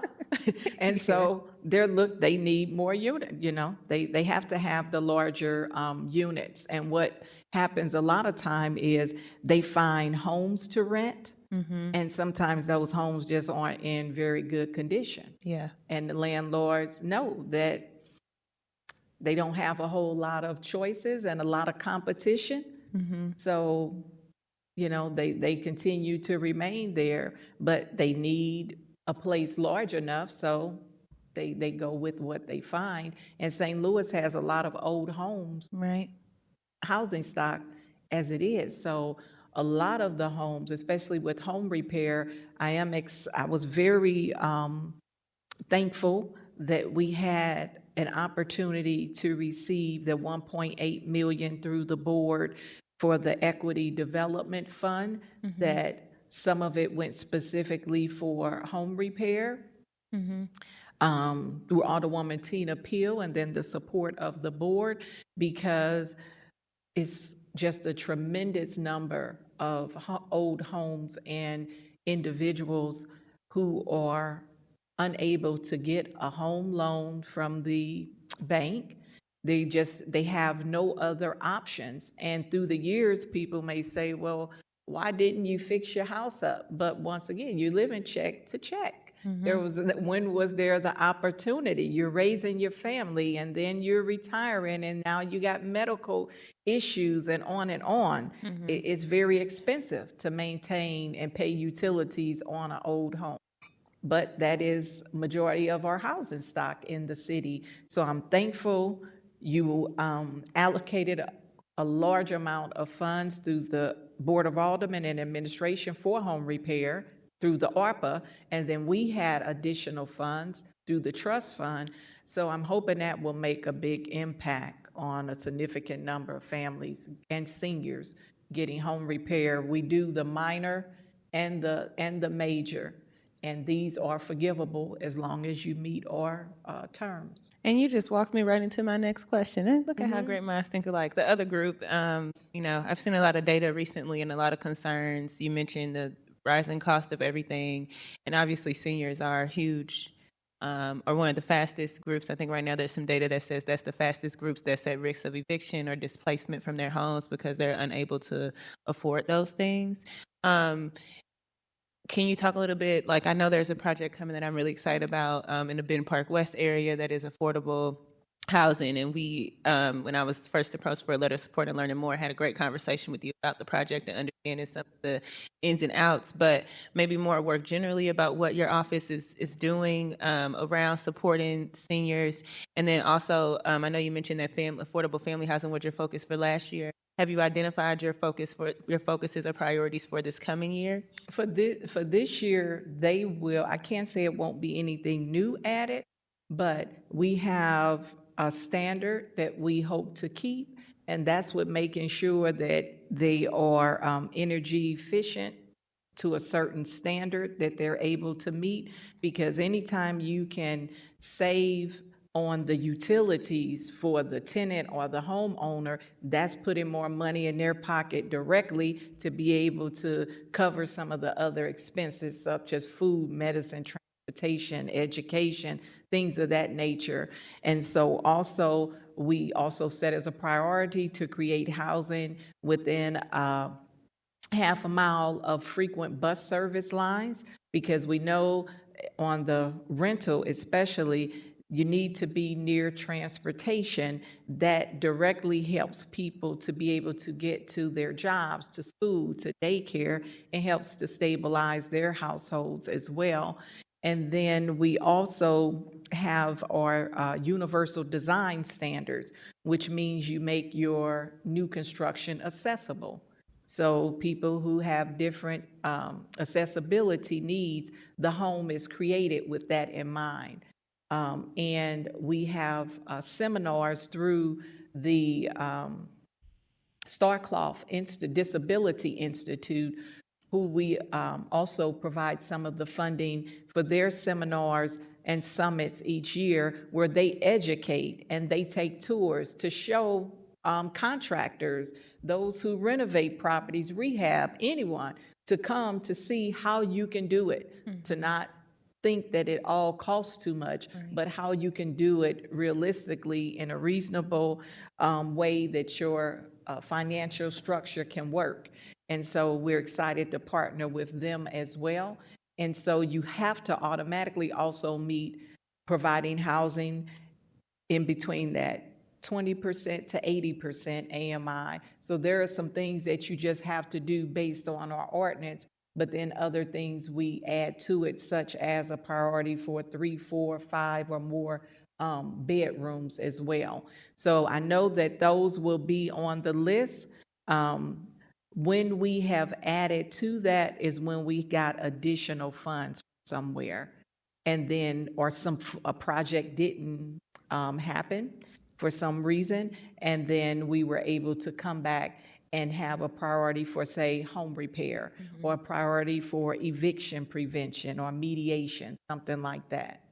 Okay, this will be my last question. This is an ambitious question, so you may not be able to answer it, but I'm always paying attention to what other cities are doing. And Mayor Brandon Johnson in Chicago did this great thing.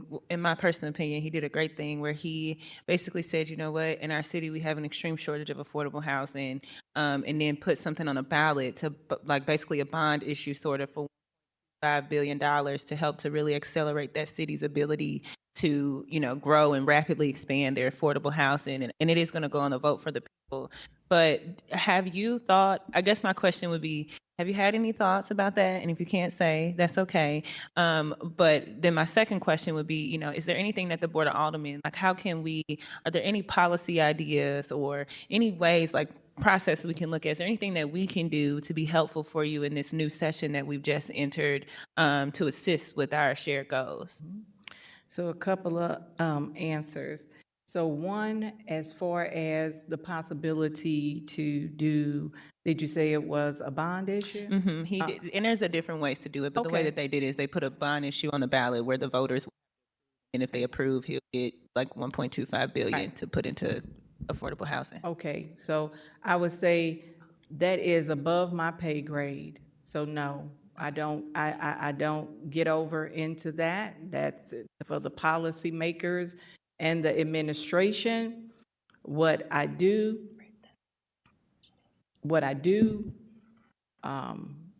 constantly look at is how we can make the best use of what we receive.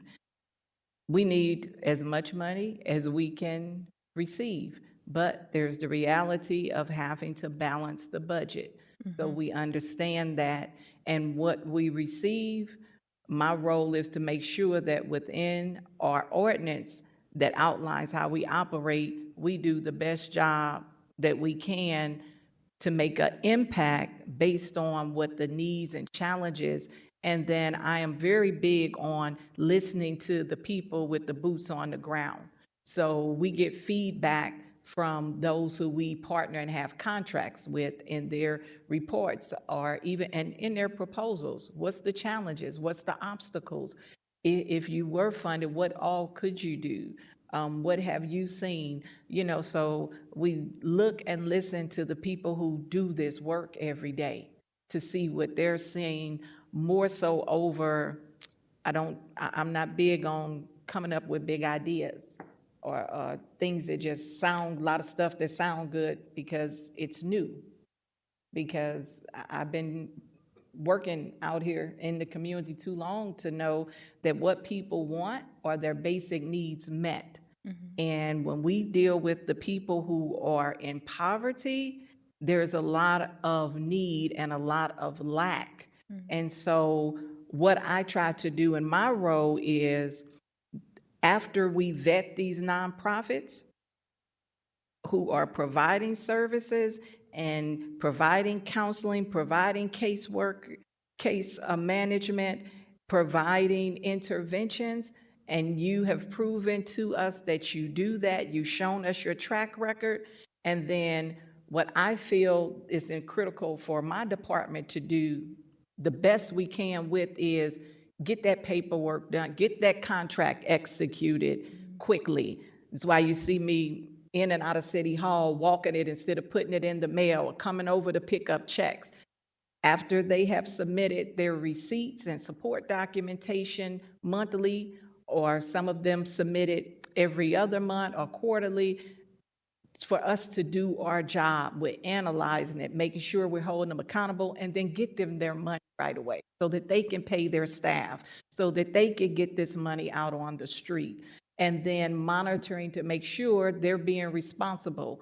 Don't want Elliot Davis showing up saying, hey, You pay for it. right, okay? So that's our role after we go through the evaluations of the proposals, to make sure that we're getting the paperwork done, get them the money, make sure they're doing the right thing with the money, so that we are the foundation that they need to operate, and we take that serious.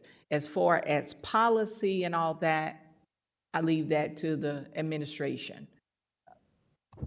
Okay, thank you. Alderman Aldrich.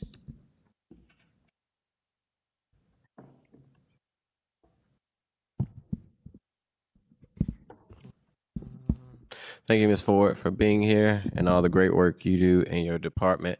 I know you said by ordinance that you all get, is it 5 million, but receive? We shall get no less than 5 million.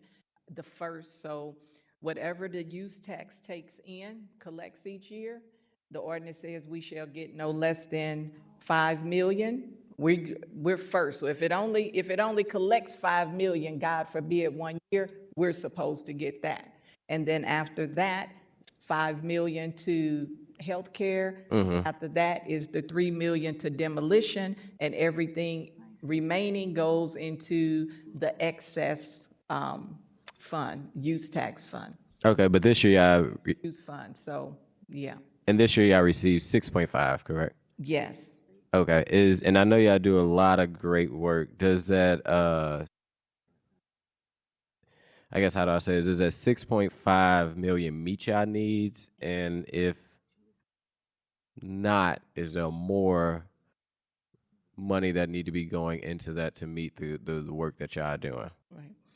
And so out of to answer that, I would say we can always use more money. Because the more money we receive, the more it goes into the housing assistance and programs. But once again, the 6.5 is more than we were getting some years ago.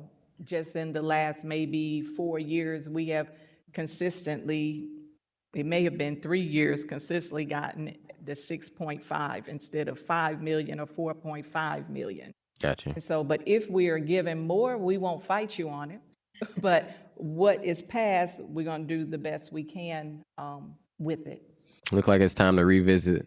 It gets us to the 7,197,620, which is a slight decrease from last year.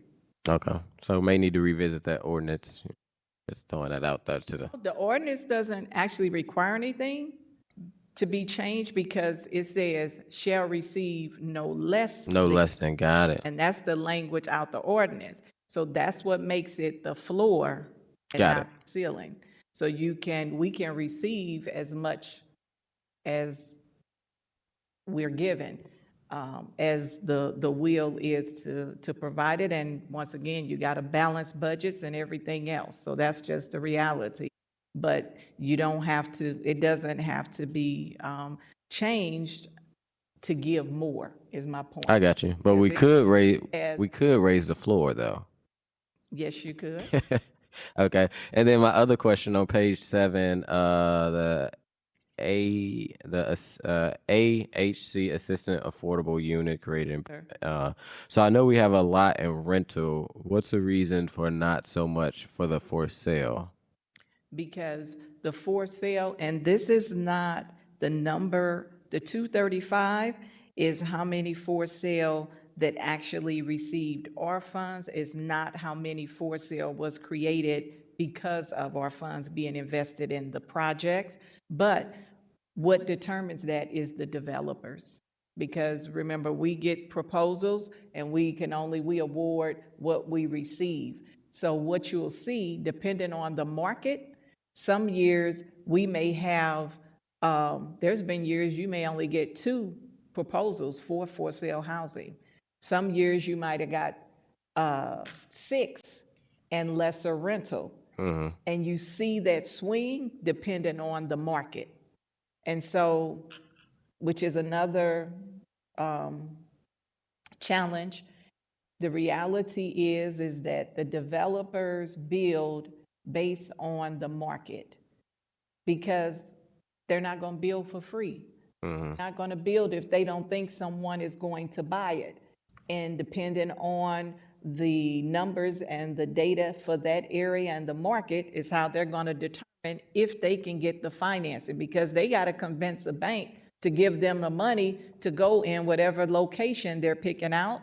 They have to then convince, if they're getting any money from other places, they got to convince them as well. And so we have been able to support projects that went into areas and created a market. And I know from my own experience when I was alderwoman, I worked most of my time on development. So we created markets where there were none, but it's a way to do it. And then and it takes funding and developers that are willing. So one of the biggest things that the Board of Aldermen can do, I think, in your own wards is try to attract developers and rehabbers. It doesn't even have to be large because we can't fund what we don't have presented to us. And one of the things I found helpful is taking them around, as an alderperson, taking them around, introducing them to the different agencies that have funding, or showing them why they should invest in the community and how it can make sense for them.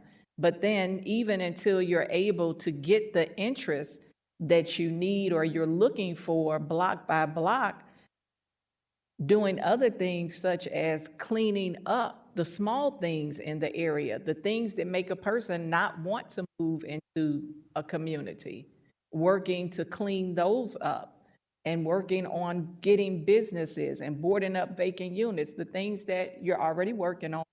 But those really help to attract developers. They look at all of that. but we can only consider what we receive. So that's why, as if you remember when there was a big turn in the for sale housing market and there was a crash and all of that. So all of those things, you're not getting any proposals for sale housing because people are losing their homes. And so we created a program, foreclosure prevention.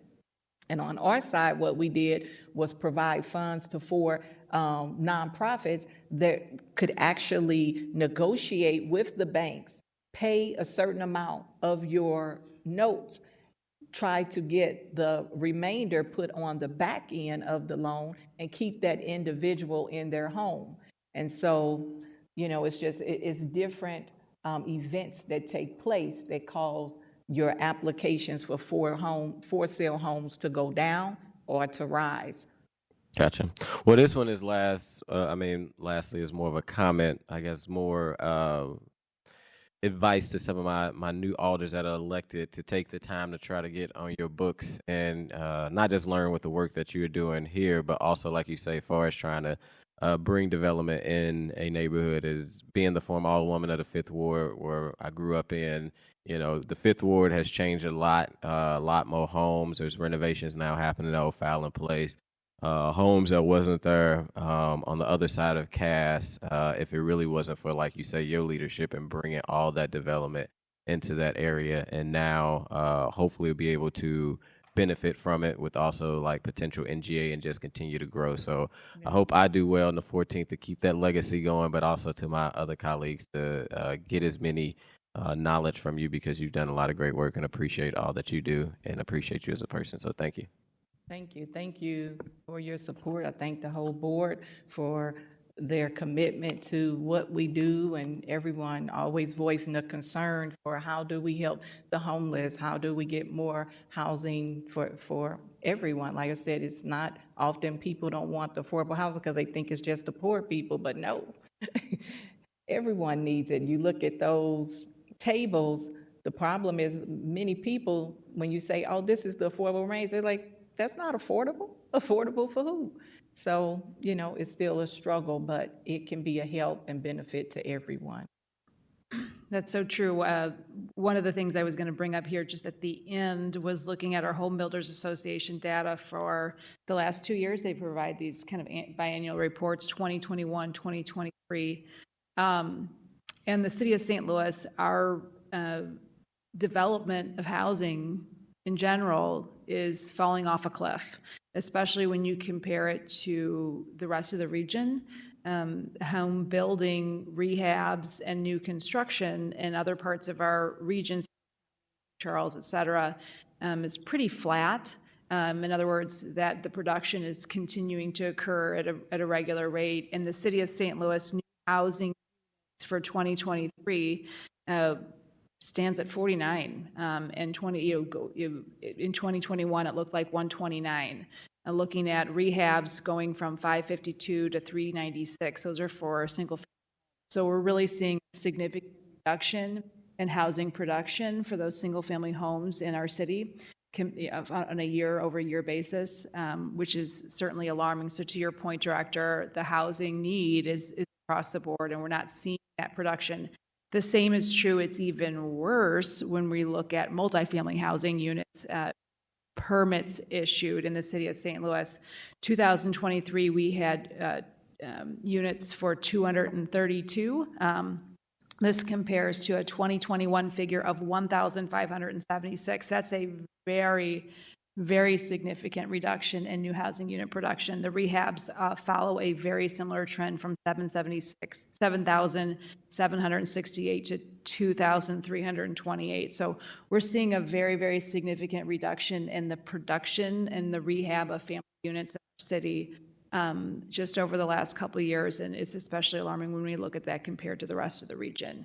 So we've got to do our part to make sure that that's a viable option for all income levels across the board to keep up with the regional housing production and what we need to provide housing for new and existing residents. So this work is obviously very important. I just had a quick follow-up for you. a good amount of the funding for your department the grants offered are going into programs as opposed to the development of housing, that supportive piece. I was looking at your website while we were sitting here and saw a lot of those receiving agencies listed. Right. In your report, I want to thank you and acknowledge that the most recent report, the awards from the fall of 2023 are readily available, easily available, and the report is extremely easy to find and read, which I was able to do here. But I would just encourage the committee members to really go and see those agencies, the sort of partners that we're funding as a result of this, and just put in a plug for maybe considering some maybe shift to the brick and mortar, just given how much we really need that production. But that, and the reason for that, you have a reason for that, and two things, I'm not familiar with where and how the Home Builders Association, what you reported, I just know the numbers of how many projects and housing units we have, and I know there will be I think it's over 2,000. So once again, and that's just in the last year, but housing projects, construction takes a long time to happen. So because it's funded and the contracts are executed, you're looking at probably another year and a half before they come online. But the reason why you will always see more services from us is because that was the mission given to us. By ordinance, 40% of who we serve has to be 20% and below, which is more than likely going to be homeless people. The way they're served is through the shelters. So shelters are considered services because it's not new construction. So even in services, there is housing provided, because you are providing a significant amount of funding to transitional housing and to shelters who are providing bed nights, and some you can stay a year and a half, and those are getting people off the streets. But that is because of the mission that we've been given. No, that's a good point. I mean, there's 2.4 million right here. I can see just in that homeless prevention and shelter category report. So, Yeah. Point noted. And we have to, we actually check that to make sure that we're in compliance before we present recommendations to our board to vote on, because of, once again, that stipulation that we have to make sure whatever we're going to award, a certain percentage is assisting those at 20% AMI. Yeah. Again, Director, thank you for presenting, for coming with detailed presentation, and for making all of your information so easy to find online. Okay, And thank you for work. having me. Okay. Next up, our last item on the agenda today would be our City Treasurer's Office. Just by way of reminder, Treasurer Lane, if you don't mind introducing yourself, any staff you have, giving a brief overview of what your department covers, and then we'll go into your budget and questions for the committee. And just to remind the committee, we've had several of our county offices here already. As we know, this body, the Board of Aldermen, does not have approval authority or requirements. So your presentation here is appreciated and not mandatory by the work that we're doing. So just wanted to note that. If you have a presentation, please feel free to distribute it. And Mr. Lane, once you start your presentation, you could just say next when you want to go to the next slide. Okay, will do. Thank you, Madam Chair, members of the board. My name is Adam Lane. I get to serve as the treasurer for the city of St. Louis, and I have a bunch of my team members with me, both for support and a learning opportunity. We want to make sure that they understand how we engage and then hear all the questions too firsthand in case there are things that we need to go back and redo or check or present further. In terms of the presentations, there are two items I'll say what my office covers. So we cover treasury operations, so supporting with account management for all of our city departments. We do our the city's investment services as well. Then we also have the parking division. So those are two separate budgets. The treasury part is in Board Bill 1, this presentation. As of last year, it was asked for us to do a presentation on just what the parking division budget, especially as an enterprise fund. So we prepared that again today. But we can start with the Treasury budget that is part of Board Bill 1. This is not part of the presentation. It's really just a bunch of line items, and I can go through and cover the big items and justification and open up to questions on the Treasury budget side. And then from there, I can go into the parking presentation as an enterprise fund and do the same. But I'll leave that up to this board. Thank you. No, that's really helpful, and thank you for the clarification there. Yeah, if you want to start with the Treasurer's Department from Board Bill number 1, that is going to be on page 180 in our line item detail. Awesome. So we'll start there. In that, you can see what our request was for fiscal year 25. You can see where we ended in fiscal year 24, and then what was adopted. So the biggest piece of that, personnel requested around 742,000, and what was accepted 675,000. So same amount of employees. We were granted another. We requested a per performance employee, so that just means part-time employee to handle some of the administrative needs, data cleanup needs that we have in the Treasurer's office. That was not approved, but we did get 9,000 for an intern, and the rest of the waterfall for personnel is as you see it. Nothing too exciting, no major changes on the materials and supplies side as well. For Treasury, and just going down the line, no, again, major changes there as well, but I'll answer and entertain any questions on any of the numbers that you see or something that Treasurer, just by way of, so we're also public employees in this committee. Given those two separate functions, the Treasurer's office, those employees are hired under civil service, under our personnel director, and is that correct? You're saying yes, you're saying no. So they're all civil service employees. We do have our own HR though. Does your HR department hire those that are covered in this budget? Yes. That's unusual. In parking? In the Treasurer's office, does your HR department hire those employees covered in the Treasurer's office as described? I see what you're asking. So they're all city employees. We just have an HR department that can essentially do our own recruitment and hiring, so we can expedite the process, but they're all city employees. Sure. I guess I was just kind of trying to understand, just from a functional perspective, you have the one set that is under the city's general budget fund, and then the other set, which is an enterprise fund. Mm-hmm. Are they all hired under the same HR outside of the city personnel department? Essentially, yes. Okay. Yeah. Thank you. Yeah. It's just different branches, but so our Treasury Department employees are under this budget. They go through that personnel, the same personnel, the training, all that other stuff, and the recruitment and hiring. They have stlewis-mo.gov emails, all of that. We just have an HR department that allows us to do recruiting, I would say, just a little bit more faster. More what? Like faster. Faster, yeah. Okay. Okay, with that, starting with the Treasurer's Department, I'll turn it over to the committee for questions. Alderwoman Boyd, are you still online?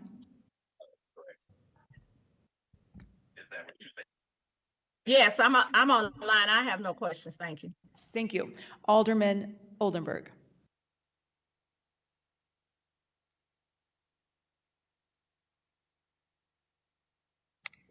Alderwoman Velasquez.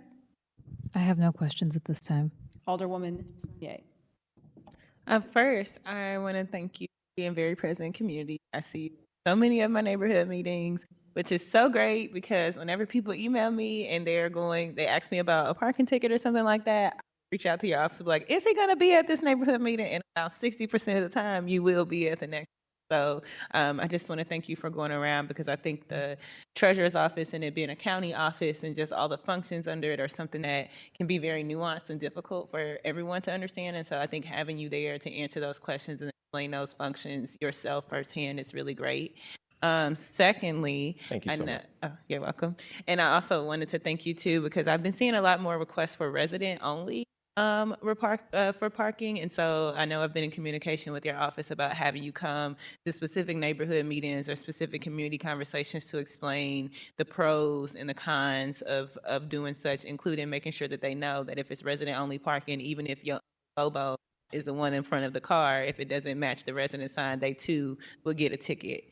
I guess the only question I have for you is one that I guess we would just ask everybody. I know you have a separate county office. I know you did the UBI program, which is not here, but Alderwoman Clark Hubbard sponsored that legislation.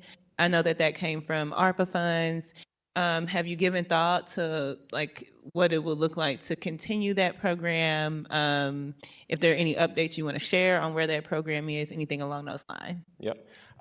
Thank you for that. So I'm glad that that was championed by, the board and Alderwoman Clark Hubbard and brought through the mayor's office. So we helped to put the program together and also had the full-time GBI program manager who's still working. There was a STLPR piece that came out on it. We sat down with 5 participants and it seems to be going really, really well. My favorite aspect of it is showing that government has a trust in our residents and to be able to make the best financial decisions for themselves and knowing these are my immediate financial needs. And I think the way the program is designed and the way it's running is showing exactly that. I would love to do another one. So another pilot with more St. Louis residents because everything is going up, costs are going up, and we know that we have a lot of people struggling. So I would love to do another one, and my office is ready and willing if the Board of Aldermen so decides. I always say we're an important gear in what you all do, but I manage our city's funds, but I don't get to say how it's spent. So you all say that. So if this is the will of you all as aldermen, of our mayor, the treasurer's office stands ready and willing to support with another program, pilot or otherwise. Thank you. I don't have any questions on that portion as well. So thank you for the on the treasurer's portion of the treasurer's budget. And if I may, since we're moving on, I do want to point out it's not a line item or not line items in the budget, but some value adds for the Treasury Department because I have staff that work really, really hard. I want to give a shout out to my assistant treasurer, Christina Bennett, as well. So value adds, not many people know about the investment accounts for the treasurer's office, but with that, we have in-house managed investments too.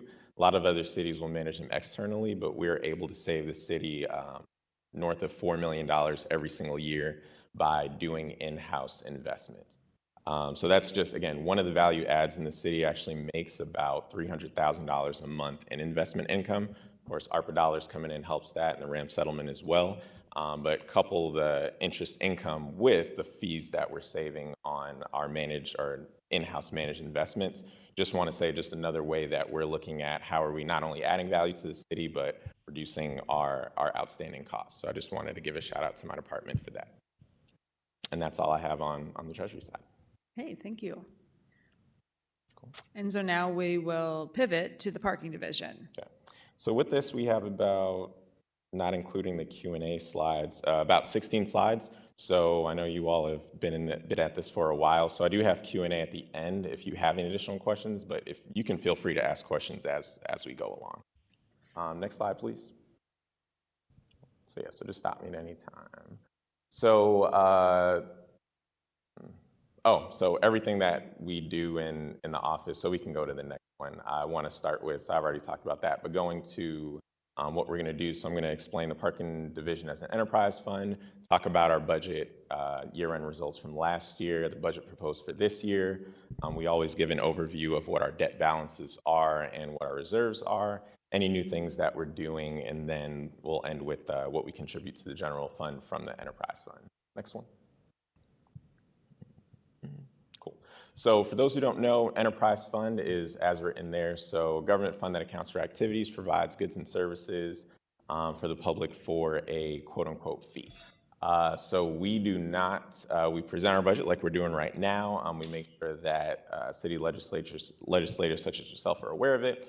but no funds from the general revenue of the city. So the general revenue account for the city actually funds the parking division. So it's a self-funded enterprise, hence enterprise fund. It does operate as part of the city, so it's under the St. Louis Treasurer's Office. And like I was saying, all of our employees are civil service employees. So when we do a city raise, we make sure that all of our employees on the parking side also are subject to that to keep it uniform and keep all of our employees in the city happy. And then enterprise funds typically operate similar to a business, I will say, and that's what most people say, but so it gives us the opportunity to issue debt, be able to fund projects, especially ones that help with development in the city, which I'll talk to at the end. But one of the ways we do not, I would say, operate as a business is most businesses, their only goal is to make as much profit as possible, keep costs down. If that were the case, we would have $65 parking tickets or $100 parking tickets, like some other cities across the nation. But even though we've raised parking ticket rates in the last 3 to 5 years, we're still the lowest in the nation. You can go to the next one. All right, so this is our budget performance last year, what was proposed and where we ended. So some variance, personnel is just, I wouldn't say we went, saved, I would say 12% on the personnel side, but that's not just because we were good at budgeting. It's, shortages all across, and I've been watching the other budget hearings, and that just seems to be a common trend. So we had to realize the 12% savings there. Supplies, we just didn't have to spend as much, and we're able to get some cost savings to the tune of 33% as well. Equipment and improvement, so that was up about 16% to budget. The reason for that, in our Shoto building across the street, we had some tenant improvements that were unanticipated, but as you'll see, once we propose a 25 budget, that will go actually below that 89 number to 86. Contracts, well, so on and so forth. So I will let you all view this and then take any questions, but everything else seems pretty self-explanatory on this slide. But any questions here? All right, we can go to the next one. So this is what we're proposing for, or our proposed and adopted budget for the next fiscal year. We're seeing a 17% increase in our personnel. Supplies going up slightly, but again, it's around what we're anticipating spending for the last few fiscal years. Equipment improvements, you can see that drop in 17%, and I don't want it, numbers can just look like numbers, but I don't want to say like, oh, we're saving 17%. It's just from where we're actually ending this year because of those unanticipated renovations and building improvements to one of our office lease spaces. Contracts and other services, so we have different vendors when it comes to ticket processing, meter, contracts with the software companies, and again, everything is going up, so there have been increases with those fees, so that is accounted for in that 18%. Yep, so on and so forth. So any questions here? No? All right, we can keep going. Next. Okay, revenue projections. So as you can see, we separate out into parking meters, parking tickets, and then the boots are going from 0 to 40. So those are on booted and towed vehicles.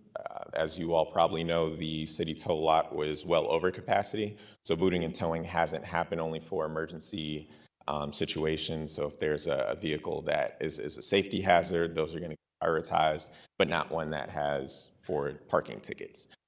We are taking our step forward and making sure that there is tow lot availability. So we issued an RFP and hopefully finalizing contracts soon to be able to open up tow lot capacity in the city to be able to boot and tow those derelict vehicles. As Alderwoman Sania was saying, as we go to those neighborhood meetings, a lot of people say, well, why isn't this car at the end of the road getting towed?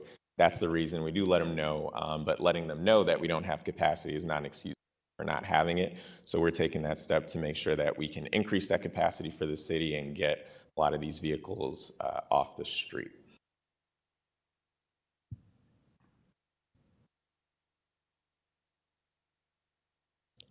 Actually, if we go back one of the things that we do, I do want to point out, so if we're looking at the revenues for a lot of the garages, sorry, I made you go back, but yeah, previous slide, no, we're going forward.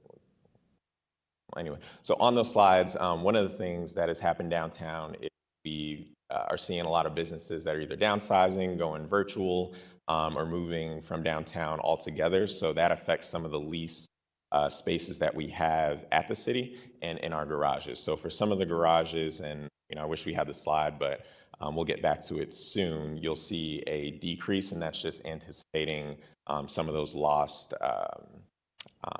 lease spaces. But we have plans we're always seeking out new leases in our garages. One of the things that we are happy about, the Couples Place Apartments, or it's not Couples Place Apartments, I forget the name of it. Is it Couples Place Apartments? The one that just opened up? Yeah. 11th and Spruce. So right behind our Couples garage, which one last year we were here, presented about the security improvements that we've made to that. So that'll be a very secure parking structure for those new tenants. And I believe they're 1/3 leased right now. And it should be, beautiful buildings should be increasing. So we hope to see increases in those master leases too. Okay, we can go to the next one. Oh, any questions about the garages? All right, we'll keep going. Next slide. Okay, repair and replacement budget. So garage maintenance is big. This is why a lot of people don't want to do garages in the city. But garages take a lot of maintenance. They're big outdoor structures that are exposed to the elements. So the repair and replace budgets are hefty as well. What we did see, and I presented last year, we had some budget allocations for this past fiscal year that we weren't able to do because of low revenues and the COVID pandemic, that we were able to put into the budget for the last fiscal year. A lot of those improvements got done. So the big expenditures for last year were coming down for this year, but continuing with that regular maintenance. Next slide. Our debt balance, it's just going down. So one of the reasons why it's going down, so of course we issue bonds to pay for these parking structures. We haven't built any new parking structures since I've been in office, so it's been a while since we built any. So we're just paying down the principal balances on our debt. And again, without any new issuances, it'll continue to go down as it should. Next slide. And then our reserves. So this is what our reserves look like. So they are climbing back up. We're trying to make sure that any division, any city wants to make sure that you have a healthy amount of reserves for additional projects. And being an enterprise fund, like I said, if we don't make our budget or some natural disaster catastrophe happens, we don't get revenue or we can't dip into the city's funds. So we have to make sure that, like a business, we are operating in good financial standing. So that's where our reserves are. Two things that I always point out and want to point out, but in 2019 and 2020, in addition to our year-end contributions at 40% by state statute, there were additional contributions made to the city through the general fund and also the Streets, Traffic, and Refuse Division. And that accounts for those drops from 2019 and 2020, but those were funds that went from our reserve fund to the city's general reserve fund. Next slide. And these are contributions, so general fund contributions. So as I alluded to, but I'll state clearly, through state statute, 40% of parking profits go to the general fund. So over the from fiscal year 11 to today, you can see what those contributions have been. So as of last fiscal year, that was an $800,000 contribution. And we had a slide, I forget where it is. I might have skipped over already to show what the contribution is anticipated for next year. It was on our budget slide. I forgot what the number is, but I have it right in front of me. Hold on.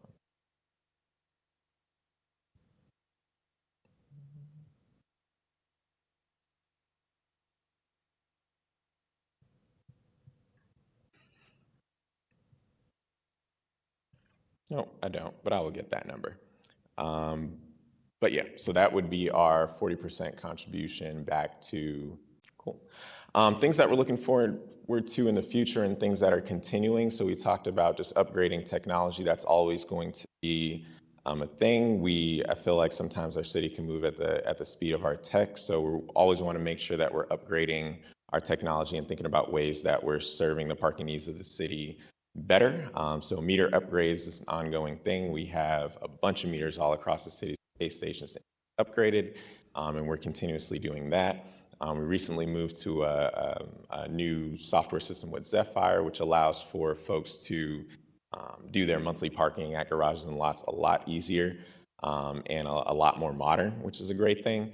And then security is a big thing in the city. I know I watch you all talk about it all the time, especially with lots and garages. So we have invested, you can see there, but a little over $1 million into both physical security, so personnel on the security side, but also gate security, cameras, and much more to make sure that our garages are as safe and secure as they can be. Next slide. Cool.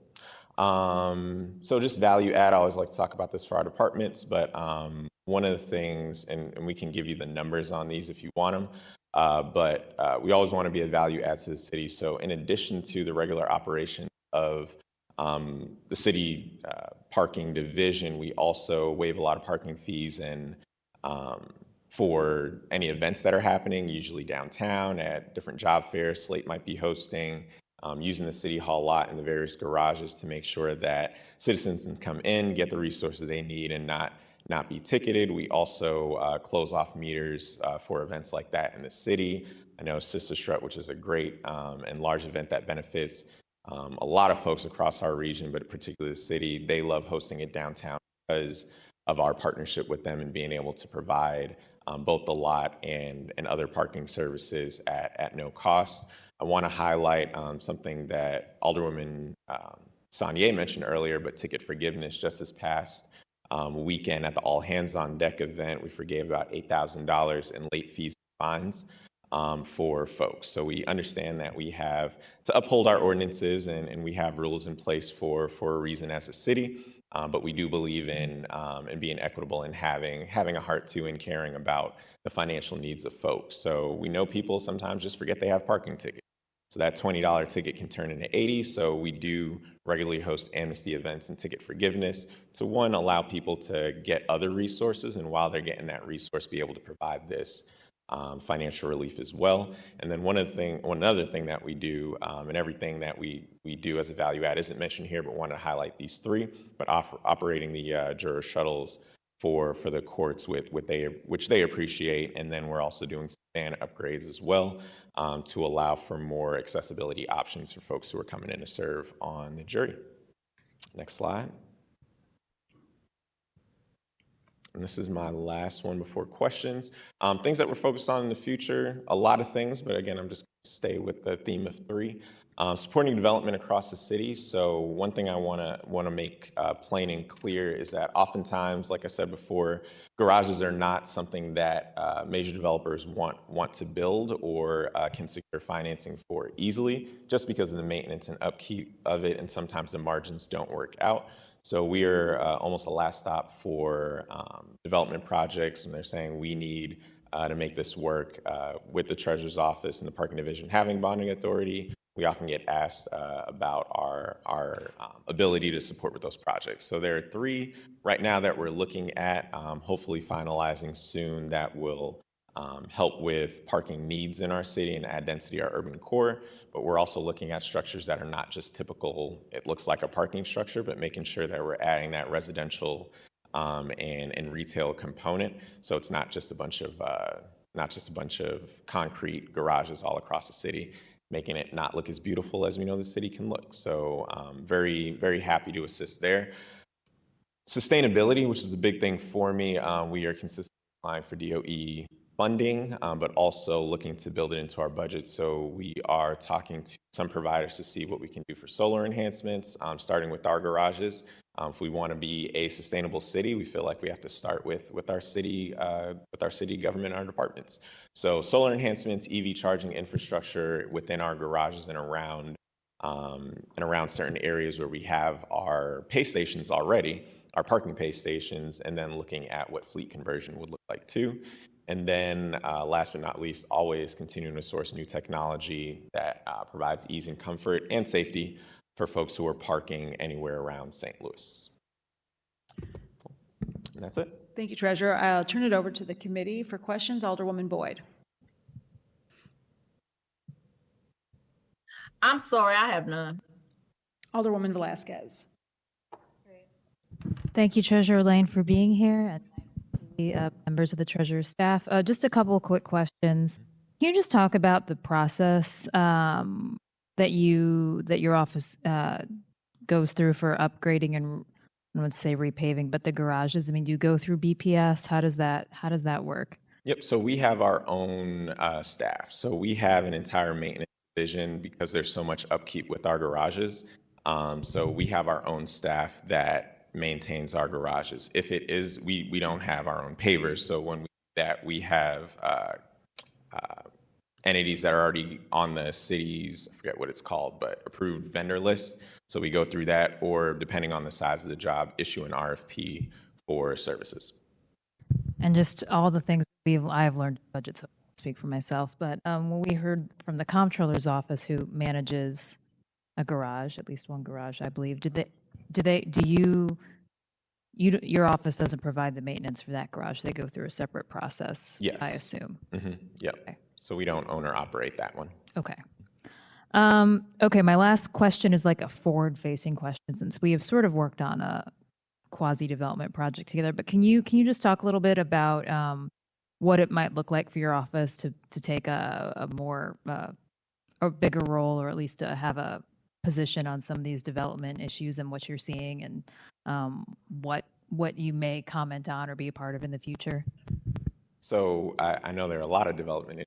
There's a specific one you want me to Well, just focus- as it relates to parking, I know that Yeah. we had talked about a parking bill I filed last session that I've, and that came up, but just kind of, I mean, it's complicated, right? Like, not for your awareness, like HUD requires certain parking requirements the city doesn't require, and all these are at the intersection of what happens during development.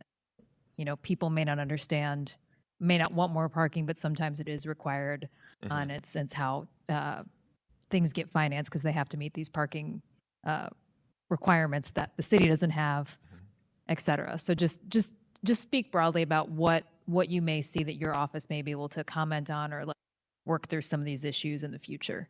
Absolutely. So I'll speak from the standpoint of just being, owner operators and the trends that we're seeing. So we're seeing a lot of lease spaces for offices go down, and we're seeing more requests for residential spaces or mixed use spaces that have a garage component.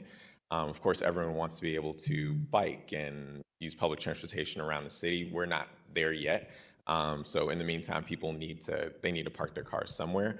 Our approach and my approach is really, how can we just be a value add? So downtown parking needs are going to look different from Tower Grove, then Cherokee, then so on and so forth. So by going to a lot of the neighborhood meetings, speaking with you all, just understanding what are the needs of that area, that district, and knowing that we can be nimble. Yep, some areas might want residential parking. And we don't go in saying we want to just build a garage to make more money. So oftentimes we don't just say, oh, it'd be great to build a garage there. It's really just engaging that neighborhood. Maybe there's a sit in that area just to see what are the needs here? Is you all living, working, operating in this area? What are the needs and what are the parking needs? And are we the best to help solve those needs?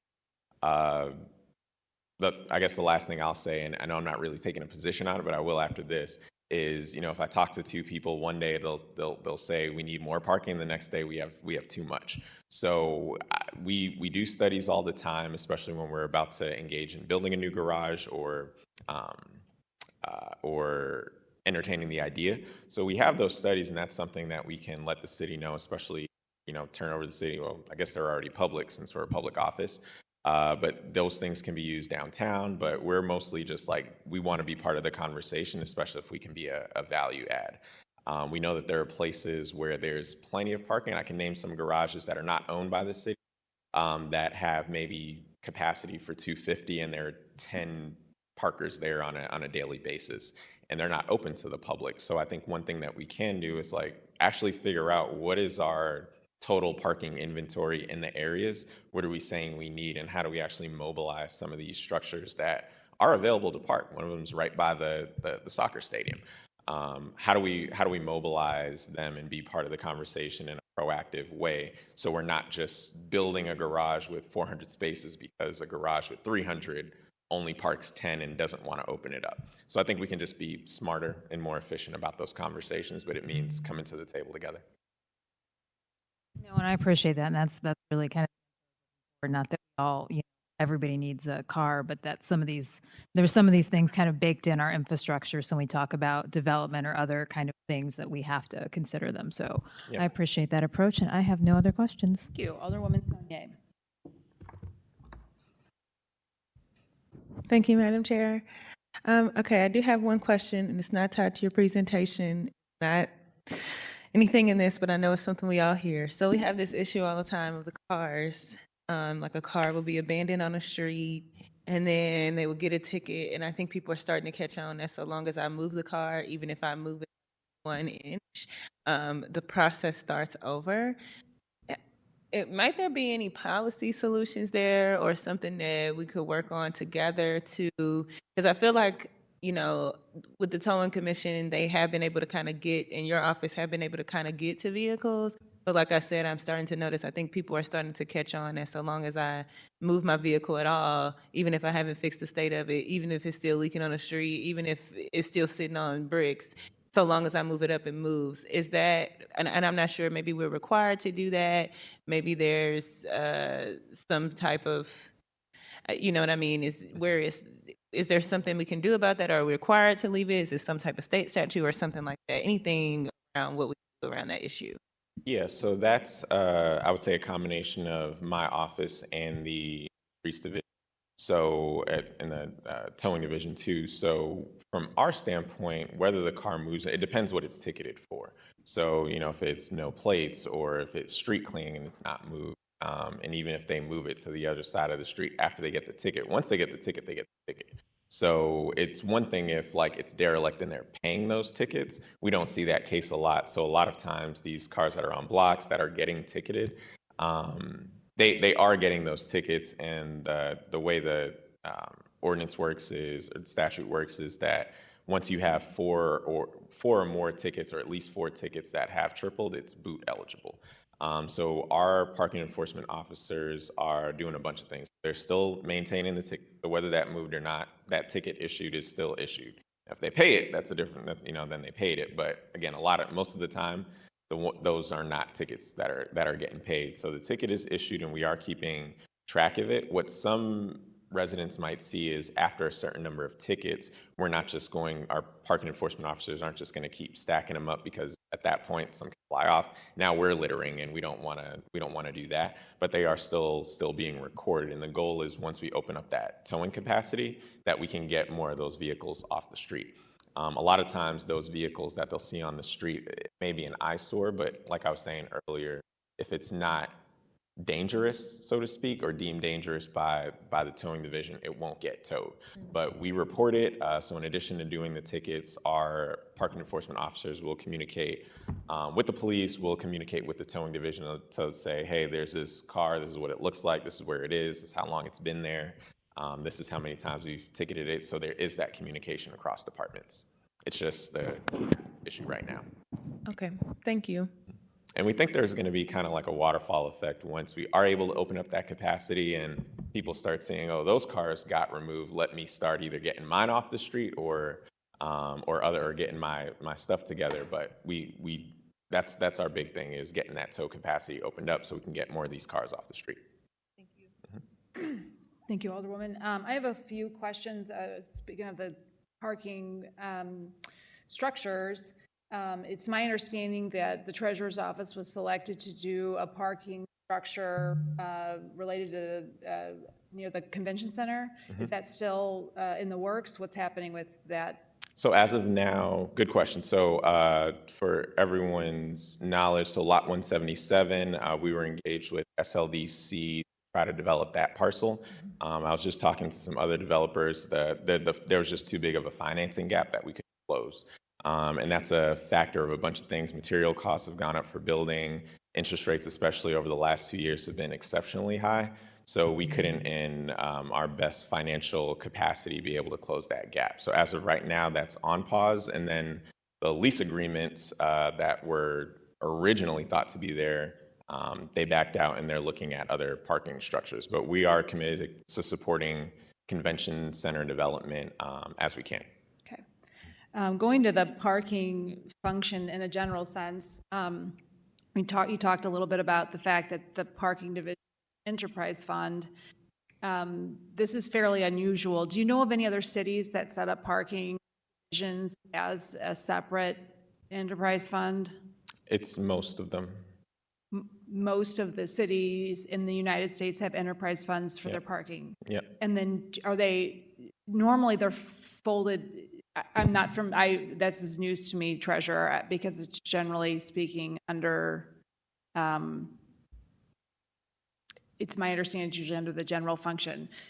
I would say maybe it's an unusual function to be under the county office and standing the budget alone in that regard. That could be unusual, but most other cities they wouldn't have a county office. They're not set up the way we are. But most of them are self-funded enterprises. Most of them don't have a state statute requiring revenues actually going, so they keep all the revenues that they make. It doesn't actually fund city budget. Most city parking divisions don't fund city function in any way, shape, or form. Nope. Interesting. I would love to see a report on that because it was kind of going back to your budget slide. You're generating $22 million of revenue and returning less than $1 million to the city. So if we look at you didn't have a projected amount to return this year. We do. I just didn't find that number. What was that number, Michelle? You'll see that in the report. That one right there. 326,000. So you're generating $22 million of revenue, $10 million from the streets, either through the parking meters and the tickets. I think it was 12 million generated out of the parking structures. But of the money you're generating in our community, 22 million, you're returning 300,000 to the city by way of revenue? Correct. So one of the things that worries me about this, when we've just kind of considered a pretty big parking enforcement bill, a parking lot bill, authored by Alderman Aldrich, who's already left, and kind of talking through that, it was pointed out many, many, many times that parking in general is a very lucrative business. The private entities that run parking garages, parking structures in our city make a ton of money doing it. Their revenue lines are very significant. And if what you're telling us is that your revenue line is your margins are so much smaller, it's obviously a big concern to us. And I would love to see your reports on other cities that generate, that run parking to return nothing to the city general funds. We have I would say, a street safety crisis on our hands. We're generating $22 million in parking fees in a general sense, none of which just directly from the streets itself. And we're struggling to find funds to fill the potholes, to maintain the streets that we're generating all this parking revenue. I find it really, I would love to see a better system where the revenue that we're generating on our streets goes into helping to pay for them. Yeah, so I think one of the important things to understand is the difference between the revenue and the profit. And one of the reasons, like I said, why development does get halted in the city of St. Louis is because of the lack of parking. And it's not just that there isn't parking availability, it's that developers can't find financing for it because the margins are slim. Garages are not necessarily money makers in that sense. You will make a profit, and we do make a profit off of our parking division. However, our goal of the parking division is not to make $1 billion a year to ensure the availability of safe public parking. What you will notice if you look at a lot of private garages and private lots, they charge 2 to 3 times more what we actually charge in the parking division. A lot of our city employees park at the Justice Garage, they park at Kiel, they park at Abrams, they park on the City Hall lot. If we were charging what they were charging, a lot of our city employees would be parking on the street and probably getting a lot of tickets. The other thing is, like I mentioned, when we look at the revenue base, we could generate another calculated $9 million without any additional costs if we were charging the national average for tickets and meter rates. The reason why we don't do that is because, well, one, so no one would pay them. St. Louis wouldn't go for that. But two, but the goal is to provide availability of safe parking. And if someone puts their dollar in, they know that they can park and go to the restaurant and enjoy the city. We know that we can have development that, a conversation about that. But yes, if we want to increase our margins, the biggest thing would be to increase our costs. That's what a lot of the private entities are doing. We're not doing that because we do want to keep costs down for citizens in St. Louis. And again, the goal of the parking division is to fund the parking need in the St. Louis and make enough revenue to cover those costs and put aside reserves for future developments that support the city, not necessarily to just make as much money as possible. I can appreciate that. With the parking. But I'll say, if it's the goal of this body to have parking increase to subsidize the streets department, then that's a conversation we can, I guess, entertain. Well, I think the question really is, are we operating optimally? We have a large amount of contracts. I saw the contract amounts go up, I think 18% this year. We're contracting out the majority of the function of the parking division, or that's what, at least by the budget, appears to be. I don't have the figures in front of me, so I'm going off of memory from what was presented about a half an hour ago, so forgive me. Our contracts for parking are about $3.5 million, and our budget's 22. I think I remember seeing again, I'm going off of memory, it's not in front of me, and I guess in a follow-up, if you wouldn't mind just sending the presentation. I think it was probably already sent, but I don't know that it was in the, is it in the Google Drive? Oh, great, thank you, Alderwoman. Anyway, in any case, I think what would be helpful is to, when we talk about the parking structures, it would be helpful to understand if our fees for parking in those structures are in line with the private market, or if we're subsidizing those in some way. Generally speaking, these are, parking structures, whether you consider it revenue or, profit, these are profitable enterprises. And so I'm just surprised to see that very, very small margin on the back end of what the entire parking operation really is. And so just more knowledge on that would be helpful. We'll take a look. I think it's appreciated to know, to revisit the concept of parking enforcement as one that should be driving economic activity as opposed to necessarily driving revenue. Just want to make sure that we're in line with what is most optimal. One of the complaints that we've been hearing, we were just hearing week from food truck vendors, for example, is that parking fee structure that required parking payment is a hurdle that's impossible for many of them. And you and I have talked in the past about, during COVID, businesses trying to get those patio licenses, and those fees were overly onerous. So I think it would be helpful to talk through policies to be more in line with those stated values, and look at understanding better what other cities are doing as far as providing funding for the streets, the maintenance of which we're driving a significant amount of revenue from parking fees. I absolutely agree. I think on two aspects. Well, one of the things that we can do, we can send over. So anytime you put up a parking structure, they'll talk about all the maintenance schedule for 30 years. So we can send that over so you all can see just what those costs look like, because they vary from year to year. And then also with the food trucks, we were in talks with the Food Truck Association or so about what would work for their parking needs, since they do go across the city. But again, it is a value add and how we could work with them. Those conversations fell through, or just stopped. The summer ended. But if you have a contact there you would like to send to us, we'd be happy to work with them. Yeah, I think that Chairwoman would be happy to share that. And lastly, we didn't go through it today. I know part of the social programs that the department offers, it would be helpful to understand. There's been a lot of controversy. Obviously, the RFT did a lot of work. They died this morning. So you can rest assured that that's not going to have any further investigation. But that has been a big question in the minds of the community, the effectiveness of those programs. I would continue to kind of pose some questions about making sure that the concerns raised about giving funds back in that program, maybe we could share with the committee for our knowledge. But as for today, I think that kind of wraps up our time. We've only got a few minutes left. Again, appreciate you coming to the committee and being willing to share your budget with us. All right, Do we thank have you any all. other questions or thoughts from the committee? With that, I'll entertain a motion to adjourn. So moved. All members were present today. So with that, that concludes our budget committee today. Thank you, Madam Chair. Thank you, Alderwoman. I didn't.